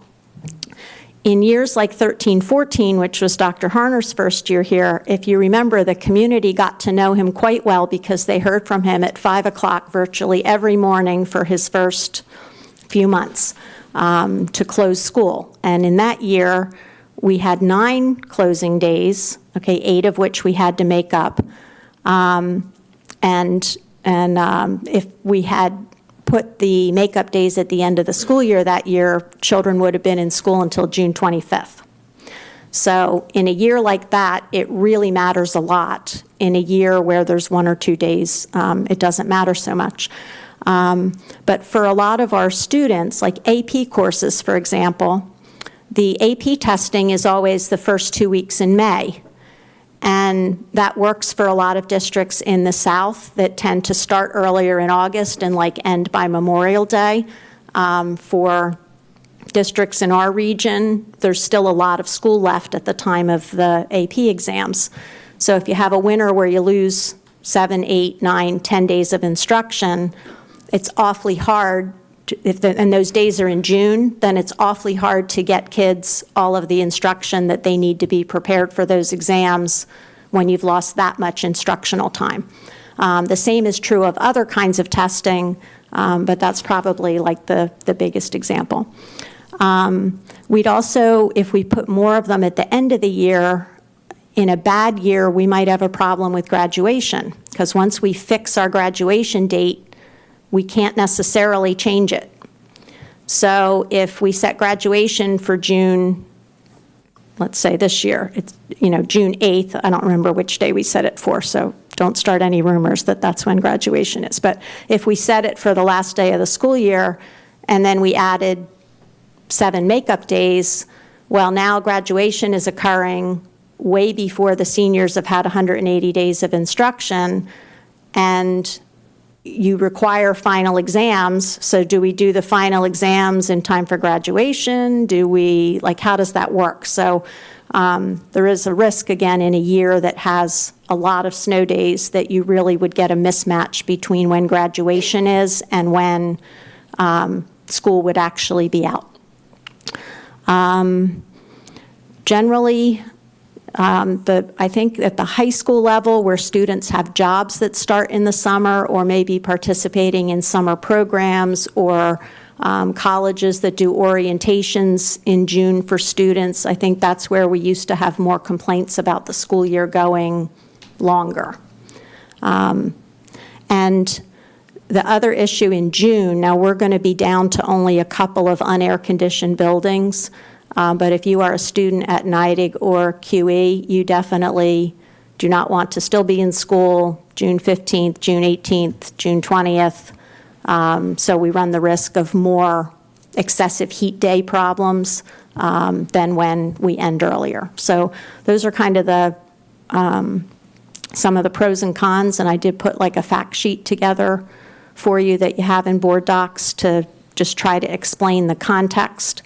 I think no matter how we approach makeup days, the feedback that has been quite clear over the years from all different constituencies, from teachers to community members, is they want consistency and they want to know in advance how to plan their year. So they don't want a surprise that now something is a makeup day that wasn't identified as a possible makeup day. They really want that consistency. So whatever approach you choose to take, the communication and the consistent practice is the piece of feedback that I have most often heard about the calendar. And then I did put the 5-year history in there just for reference. Like this year so far, we've had 2 closings, one of which we have to make up. Last year, we had 3, 2 of which we made up. 2 and 1, you can see them there. 14-15, we had 5, and school would have ended on the 18th if we'd used the end of the year. And 13-14 was the banner year, at least in the last 5-year period, where we had 9 closings, and I think everyone's glad that we weren't in school till June 25th. So, okay, so with that as the background, the calendar is shown. You have that as an attachment in board docs. We start after Labor Day. All the contractually required days are in there. Right now, every day is identified as a snow makeup day. That's non-instructional. We did have an email question about what's wrong with you people that you put like an emergency makeup day really early in the year. And those of you who remember Hurricane Sandy will remember that the district was closed for a week right at the beginning, or very early in the year because of Hurricane Sandy. So no, I didn't think there was going to be snow in October. Although someone pointed out to me there a couple years ago, we did have an ice storm right around Halloween. But the earlier days are identified because we recognize there are other kinds of emergencies that could occur and not just snow. Okay, so any questions, comments? Thank you for a most informative explanation of our calendar. It's probably more than you ever wanted to know. I did not realize the amount of thought and process that goes into it. I will say this, my grandmother used to measure the width of the black stripe on woolly bear caterpillars, and she was very accurate in predicting how bad the winter was going to be. So if anybody knows how to do that. That's a great strategy. I will take some caterpillars to next year's planning meeting, and we will do our measuring as part of our. Anything to give us a leg up, okay? My own personal opinion is I think you guys have this pretty good. I get the consistency on it. I don't think we need to be doing anything different. Does anybody else have any comments? Only comment that I have is, based on historicals, I think we should have more than one day set aside, maybe 2. I don't know that that's going to be a huge deal, but I don't know in the last 10 years that we've ever had anything less than 2. So it just seems to make sense to. So you mean like at the end of the year, like in this calendar, identified June 18th as an additional potential emergency makeup day, just to make it clearer? So if you were to make it built into the calendar, would that extend the last day of school? Yes. It would, okay. Yeah, does anybody else have any thoughts on that? Or it could be a new last day of school, right? That's what. People don't want surprises, and so I think one way we can lessen that is, if we automatically set aside time for it, and I just think it makes sense to do at least 2, since that's, does anybody recall a year where we haven't had 2 snow days? Well, I'm confused. The calendar has a number of days. It's not just 1 or 2. How many days is it? Like 9 blue squares? As a makeup, though, What do you mean as a makeup? These are the snow makeup days. Those blue what I'm squares. saying is not to have to make up. Oh, well, I think that's, so you want to schedule one, Then we would have to have 180. 82. In student days versus Okay. 181. So then that would complicate things pretty much. Yes, well, that would Okay, be a contractual thing. okay, well then I know. Sorry, I didn't understand. No, that's okay. Yeah, I mean, just from a counterpoint, you explained the worst-case scenarios of the worst snow years, and we're going to take it all out on the end of the year. Doesn't mean you couldn't do a blend. I think the one point that I remember ticking people off was the President's Day weekend, even though I don't know why anybody would ever go skiing on President's Day weekend, I wouldn't. But I think that happened, and that caused a little bit of a snowstorm of emails from, we, messed up. Now, of course, my family would have just gone regardless, but the point is, I think that was the biggest complaint was you took a real popular vacation chunk, and we said, oh, never mind, we're going to use that as a makeup day. So, which is fine, but maybe it's just we need to be in our newsletter, make sure people really understand what the true calendar is. I don't know. I mean, I'm not hard over one way or the other on this. I can understand both sides.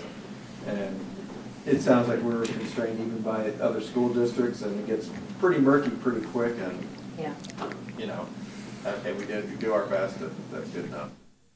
But I will say there could have been a hybrid to your, it's not an either or. It didn't have to be all at the end or in the middle. It could have been a few at the end and a few in the midst. Like take the ones out of President's Day weekend and say, you know what, we're going to give you President's Day weekend come, unless it's a Hurricane Sandy and knocks a week off in the early, we reserve the right to change our mind. But you could do something like that. Yeah, you know what I'm saying. We get in the most trouble. In the case of extreme emergencies, and we had a hurricane knock us out a week in September, October. Anyway, I don't think we need to plan for every contingency.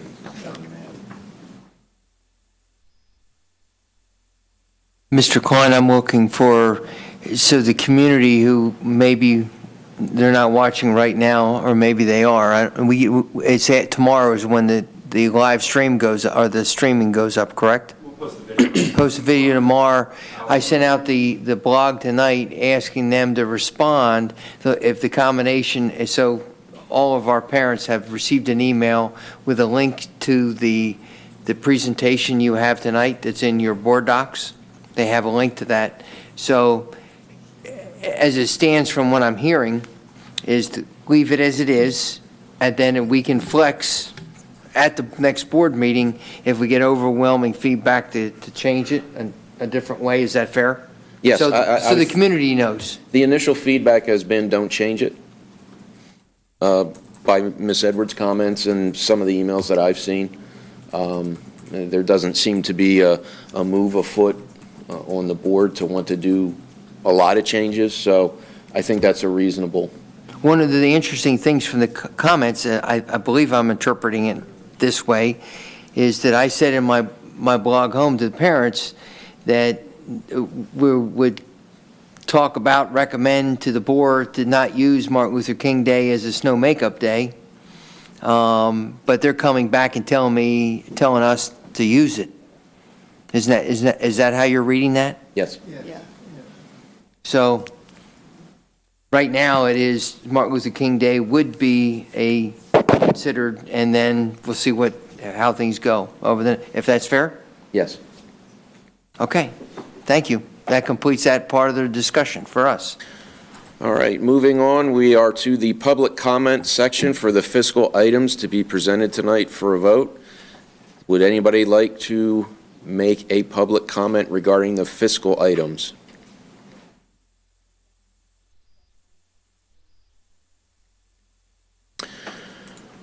Okay.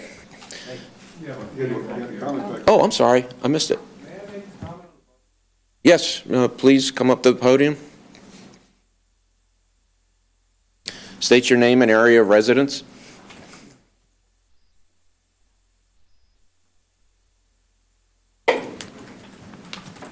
Richard Orloff, Richland Township. The budget tended to present a lot of dire predictions on the spending side, but there is a certainty now that the tax base is expanding. It's not contracting for sure. Richland Marketplace just sold. Richland Township got about $250,000 in real estate transfer fees, and I believe the school district shares in that. So what is the expansion of the tax base? Earned income tax receipts are up. Not a lot, but they're up. So I think that's got to be taken into an account in dealing with the budget and the tax increase that, and not a word was said about that. So that's my comment. Thank you. Would you care to make a comment? Just as a footnote on our response to that, that wasn't the purpose of the briefing tonight. It was to set the stage for the pressure points and for the new board members of the process. Right. Okay. And that'll be a part of the next. Yeah, we'll be coming through that. Yeah. That first finance meeting, correct? Correct. Yeah. Correct. Okay, moving on to the fiscal consent agenda. The Business Services Department requests approval to advertise an RFP for construction management services for Niding Elementary School. Do I have a motion? So moved. Second. Second. That was Mr. Anderson and Mr. Jackson. Discussion? So, Mr. Harper, is this like what the Turner folks did for us for the high school? That's correct, yes. Were you happy with what the Turner folks did? For the most part, The I high think school? we want to go out and see what other people have to offer. We do another evaluation. It's a smaller project. We just want to see what's out there and make sure we do it. You asked the question, sir, Mayor. Please. Respond. I think we need to have more clout. The way the contract was written for Turner versus what I was hoping to get as a new superintendent coming in to a project that had been approved years before in the first year. Turner didn't have enough authority on site. And then, would that be fair, if I may ask, Mr. Ripper, would that be fair? Yes, we don't want to repeat that mistake again. And Turner operated as a clerk of the works. Did not give him enough authority or clout, as Dr. Hunter has said, on certain decision-making processes and the way that change orders are made and the way the specs are followed and so forth. So I think it behooves you to get a very good construction management company, full management, and I would recommend that when you interview them, that you get their recommendations from past jobs to see how well they did. In other words, how far the jobs went over budget, how many change orders, change order were, what they totaled to, and so forth. Because that way you can tell and determine how well they managed the job as to whether, the change orders went way over what was estimated or so forth. So, the better job you do on getting a construction manager, you'll get a much better. And we would like to have the person identified no later than March. Working with Mr. Schrader, our architect would be, that said, if we have one identified by March, they'd love to have one yesterday, but we have one identified by March, that's plenty enough time to get that company on board and get to work. Person will act as a general contractor then of sorts, our personal, like foreman of sorts that will run everything for us, like a director? I don't think so. I mean, more like an auditor, somebody who's worked. Mr. Harper, would you like to comment? They oversee all the prime contracts. They're our eyes, they're the people who are checking them in, checking the job on a daily basis, and reporting back to us. Like a project manager.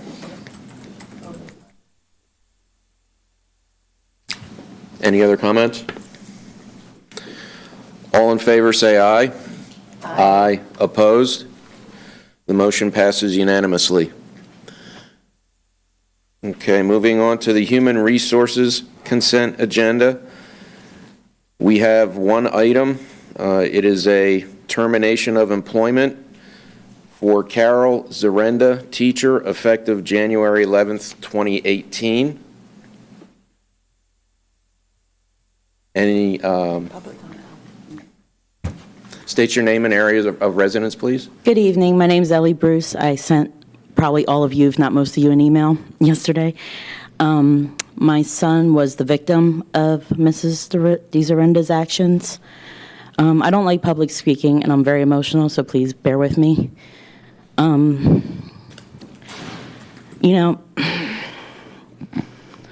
I've been here since 2010 in Quakertown, and I love our schools. I have 5 kids. I have 3 of which are enrolled currently in Quaker. Well, sorry, 1 graduated in 2016, so I have 2 currently enrolled, and I have 2 little ones at home. The staff and principals and teachers have been amazing, and everyone is just really genuinely good, caring, loving people. Unfortunately, the actions Mrs. DeZarenda took that day do not reflect, Quakertown's high standards for our school districts and our children. And most importantly, as a parent, you want your children to feel safe. And you want them to feel like their teacher is someone they can go to and trust to care for them and to comfort them. And, unfortunately, I think, what happened. I think her temper got the best of her. I wish she would have shown some remorse. I think I would be a lot more empathetic to her situation had she shown any remorse or apologized or made any effort to try to correct what she did. My son was viciously dragged across the room, is what it comes down to. And I'm his mother, so I can say that. I know there's personnel issues and you guys can't comment, and I understand that. And, the investigation was done by Bucks County Children and Youth, not on my doing, but due to mandatory reporting. His words, not mine. He was embarrassed. He was shamed.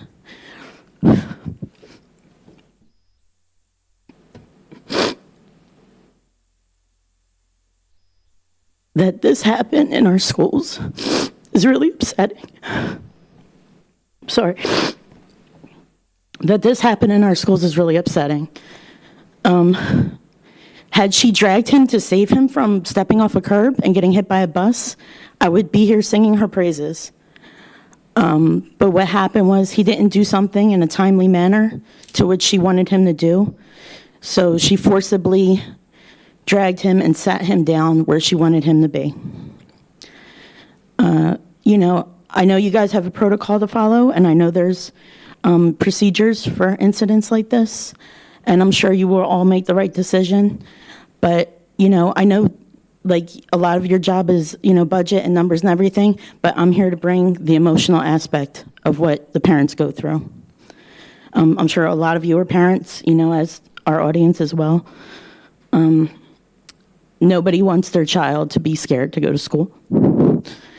Nobody wants to get a phone call while I'm taking care of a newborn and a toddler that the police have to talk to my son and make him relive the incident. And not only that, because she's denying Bucks County and Children Youth's decision, now I have to go to Philadelphia with my son, my 10-year-old son, who's innocent in all this. We're all innocent, but this is the ripple effect. His father has to take a day off of work to watch the smaller children. I have to go to Philadelphia now and go through this appeal. And this appeal could last several court, proceedings. We don't want this in our school. It's a tarnishment on Quakertown. And I'm so proud to be a part of this district. I'm so proud of the staff and the schools, and you guys all, everybody does such an amazing job. And I know how hard it is to be a teacher, and I know how hard it is to, deal with, all different kinds of children and personalities. But at the end of the day, they're children. We're adults. And I do have empathy for her situation, but bottom line is she made that choice. We didn't make that choice. She, as an adult, chose wrong. She, as an adult, hurt a child, and that's unacceptable. And I know that's something that Quakertown School District will not tolerate. And that's all I would say.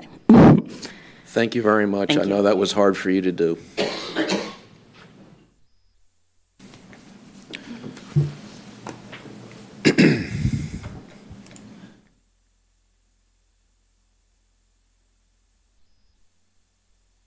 Oh, my computer is frozen. Okay. Resolved that subject to the terms and conditions, any applicable agreements which are ratified or affirmed herewith, the Quakertown Community School District approves the personnel items as presented. May I have a motion to adopt the above resolution and approve the personnel items as recommended? So moved. Dr. Sedegum? Do I have a second? Mrs. Mitchell. Any discussion? Okay. All in favor, say aye. Aye. Opposed? Motion carries unanimously.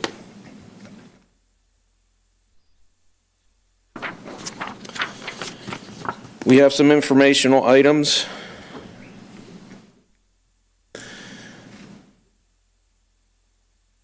There's the suspension report for December. We had a total of 12 suspensions, 1 in the 6th grade center, 1 at Strayer, and 10 at the high school. Can I ask a question? Yes, sir. Is there any benefit or value? When I just see static numbers like that, I always want trends, graphs, something that shows is this historically good, bad, indifferent, normal. Is there any way to get something that? Your decision or information.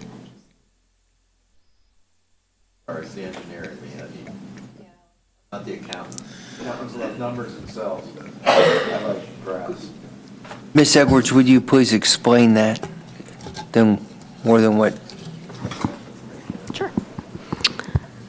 Our data warehouse system, Decision Ed, which I think I've spoken to about before, every month we run a report that has certain key metrics and information about operations in the district, and that is posted in board docs for you.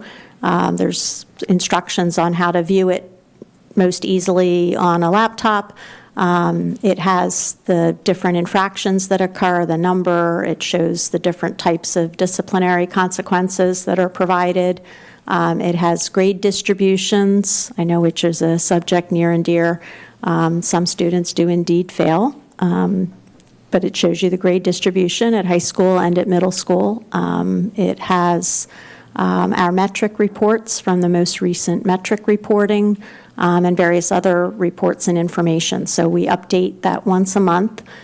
Because of student privacy issues, your view of it is static, meaning that you can't drill down to the student level and see who the people were. Within the school district, the principals and so forth obviously can use the tool to drill down to look at the data at a very granular level.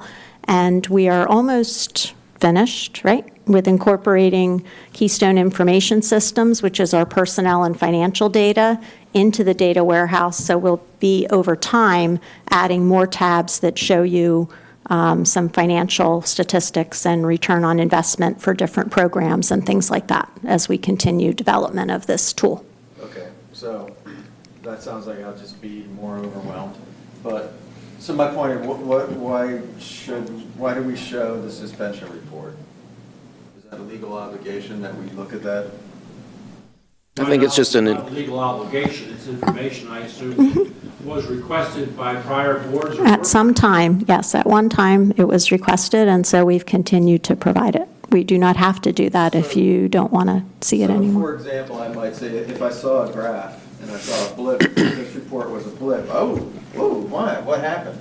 And I'd almost go, hey, you know what, if there's not a blip in the graph, I just deal with it. That's what you guys are here for. That's what. We expected 2 drunk kids at high school, everyone, so. Well, yeah, I mean, I guess what I'm saying is, Just because we show it all the time, I'm not feeling the value of it. Either I would see a value if I could compare it and I could sense a difference, or otherwise it's fairly meaningless to me. So maybe we report it on a monthly basis so we can see a trend or something. Or only tell us when it's a problem. I don't know, I'm just looking for, just because we always show it, that I'm not getting any value out of it, unless you tell me why I should care about it. Well, since, may I suggest that we come back at a first board meeting of the month and review what the board report is from Decision Ed and all the things that we have there, and then maybe that's what we update once a month, and so you can see, because that's where your trend data is. Right. And we'll do that in February, okay? That's kind of down in the weeds data there, that should a board of $100+ million corporation care about a few kids that are having issues? I care if it spikes, right? So I think you get the point. I think it's important for the record, if anyone's listening. But it's not actionable. I don't know what to do about it, right? I understand, but I think it's good information for us to know, to have a feeling on what's going on. If there was 5 or 10 kids that got suspended at the high school, that would be that blip. Of course, you don't have a point of reference, right? I get it, but it would be noticeable after looking at the spreadsheets for 24 consecutive months that you notice something happened. Yeah, I'm just a nut about management by exception. I don't care if something's doing the normal. Okay, that's the normal. I care about exceptions. That's all. I'm just very picky with the time that I spend looking at data. So that's all. You should expect from administration to bring you something that's abnormal. Typically. Yes. Like abnormally awesome grades.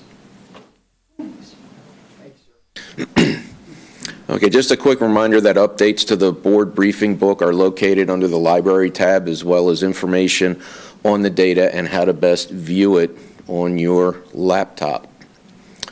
Okay, that moves on to board comment. Is there any new business that anybody would like to bring up at this time? No, but I'd like to ask Zach to do a favor for me for the Finance Committee.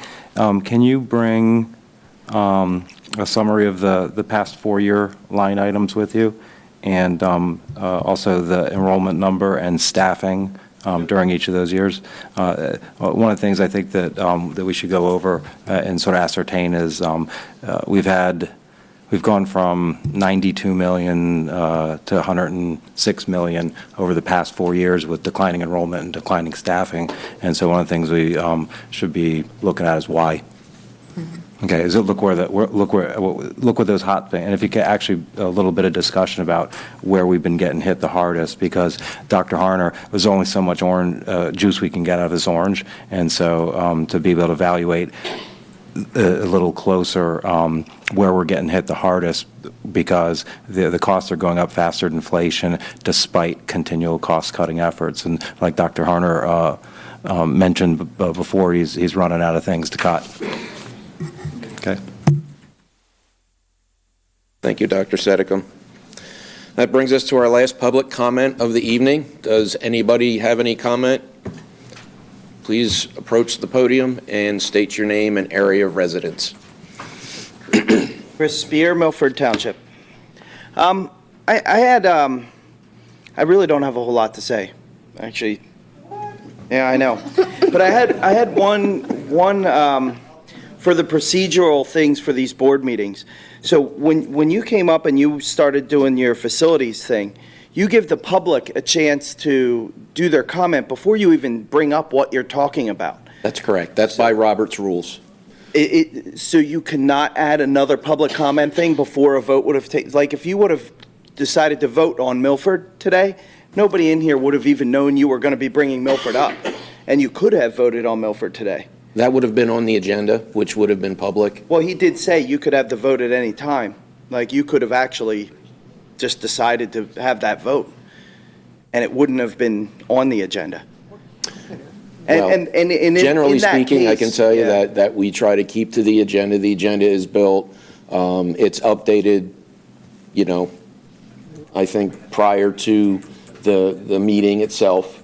But this isn't a discretionary thing. You cannot decide when public comments would be had? We have multiple public comments built within, and it's before every section, if you will. Yeah, it's before. So if something comes up, Right, we but wouldn't even know about Mr. it. Spear, to your point, I think I might have been the one who said, hey, can we vote? Are we voting on this tonight? Well, I believe, correct me if I'm wrong, our solicitor would have corrected me and said, well, we can't take action on this because it wasn't on the agenda for tonight. That would have been an action item that would have set policy for the school district. Therefore, we probably would not have been able to, even at my suggestion. Besides that, you would have had to provide some public notice. You were going to discuss it and take action. I think Chris's point is, there's no option for public comment before we vote. That, and sometimes even after you guys have discussion, new things could come up that the public would like to comment on, and that option is never available. Right, but there is public comment before every one of our real votes.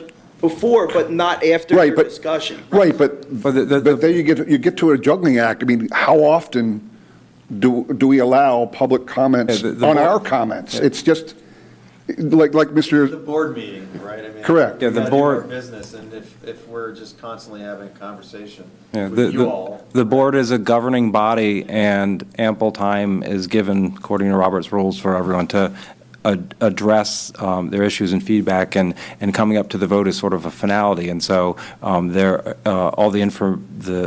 I guess the due diligence is to take beforehand, and what we essentially do, according to the rules, is to have a final discussion before the vote, and to take last-minute considerations from the public prior to our discussion, prior to our vote. That's the setup, and it's not our setup. That is, I don't know how Robert's rules been around 150 years, longer, modified and edited, but it's the format. And that is, I'm sorry, Dr. It's a format of government. I really had no governance. plan to bring this up. It's just, it popped into my I can see head why it'd be when that- frustrating. When the discussion of having that vote came up, I was like, whoa, we have no way to even. Let me make two more comments. One, this is done per the school district policy. Mhm. Two, there was a time years ago where there was next to no public comment at the board meetings. Pardon? A meeting at the board meeting. Correct. Previous recent boards felt it was important to have public comments. That's why you see them built in the way they are. And with very few exceptions, we do not limit the amount of time unless there is a rather large contingent of people where, to keep the meeting from going late into the night, we may tell people ahead of time, you have 3 minutes, that type of thing. But in general, like tonight, we certainly have not said, okay, that's enough, you're done. Okay. Yeah, like I said, I had no plans to bring this up. I was actually not going to say anything tonight. But Don't want to cut the street, man. yeah, I haven't spoken at every meeting. Well, one thing I want to say is I would like the idea, though, of just some flexibility around. There was once before I was elected to the board, where I wanted to make a comment after there was a discussion and it was a new item, so I was told, no, you can't talk about this or whatever. So I just hopefully we'll have some flexibility. Well, in Mr. that. Barton, what's our? You are always welcome to have flexibility and to adjust based on the circumstances. You're not in a rigid situation. It's meant to be an interactive arrangement with the understanding the board has to make decisions, so it can't be interactive continuously. You can make adjustments. Okay. Good to know. Okay, that's all I had. Thank you.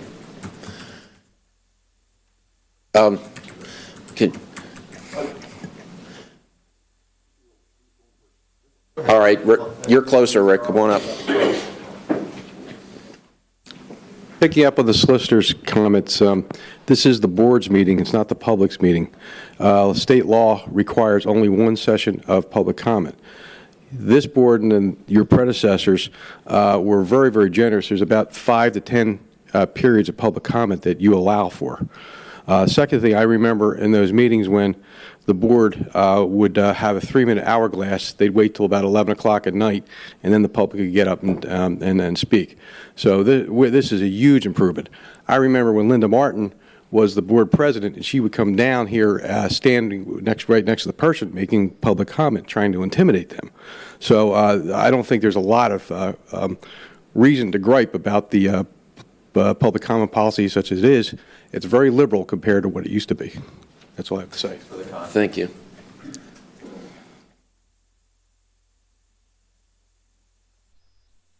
Please state your name and area of residence, Mr. Bartholomew. I'm Vic Bartholomew. I'm from Milford Township. I just have a few things. One thing is, since you've closed Ticket Valley, and that was my polling place and a number of other people, where do we vote? Mr. Jackson. I'm ready for it. Because I was curious. No, Just like to know. we had, just so the public remembers, we have 4 polling places that are in our schools. And we solicited surrounding entities, public, private, church, parochial, firehouses, such. And I had 4 willing alternatives who actually gave us letters of consent that they would be willing to hold the polling places. The county commissioners still said, no, you're going to be our polling places. That's the way we expect it to be.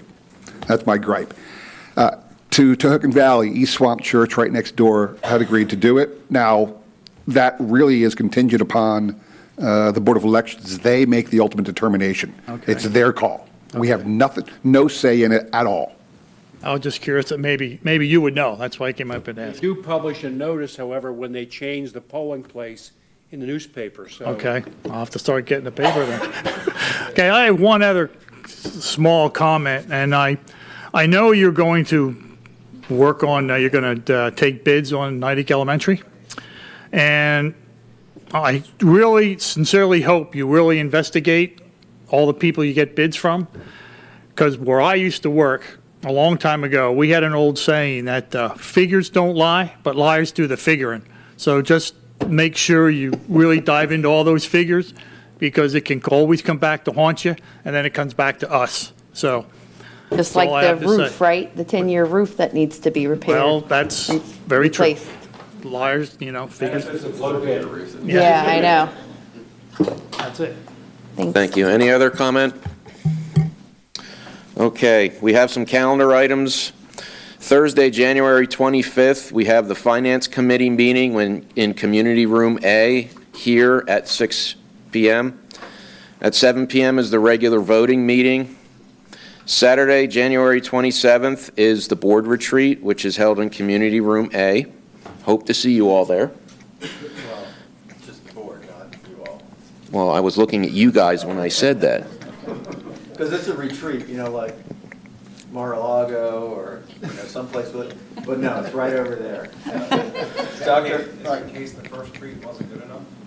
oh yeah. Thursday, February 1, we have a Facilities Committee meeting at 6 p.m., here at the DSC, followed by, in parallel with a Education Curriculum meeting, which is then followed by the work session meeting. And then Thursday, February 27th at 5:45, there's the Policy Committee meeting in Caucus Conference Room number 3 at 5:45. At 6 p.m., there's the Finance Committee meeting, Community Room A. And at 7 is the regular voting meeting, which is right here at the DSC. Next on the agenda is adjournment. I motion to adjourn. Do I have a second? Second. All in favor, say aye. Aye. The meeting is adjourned.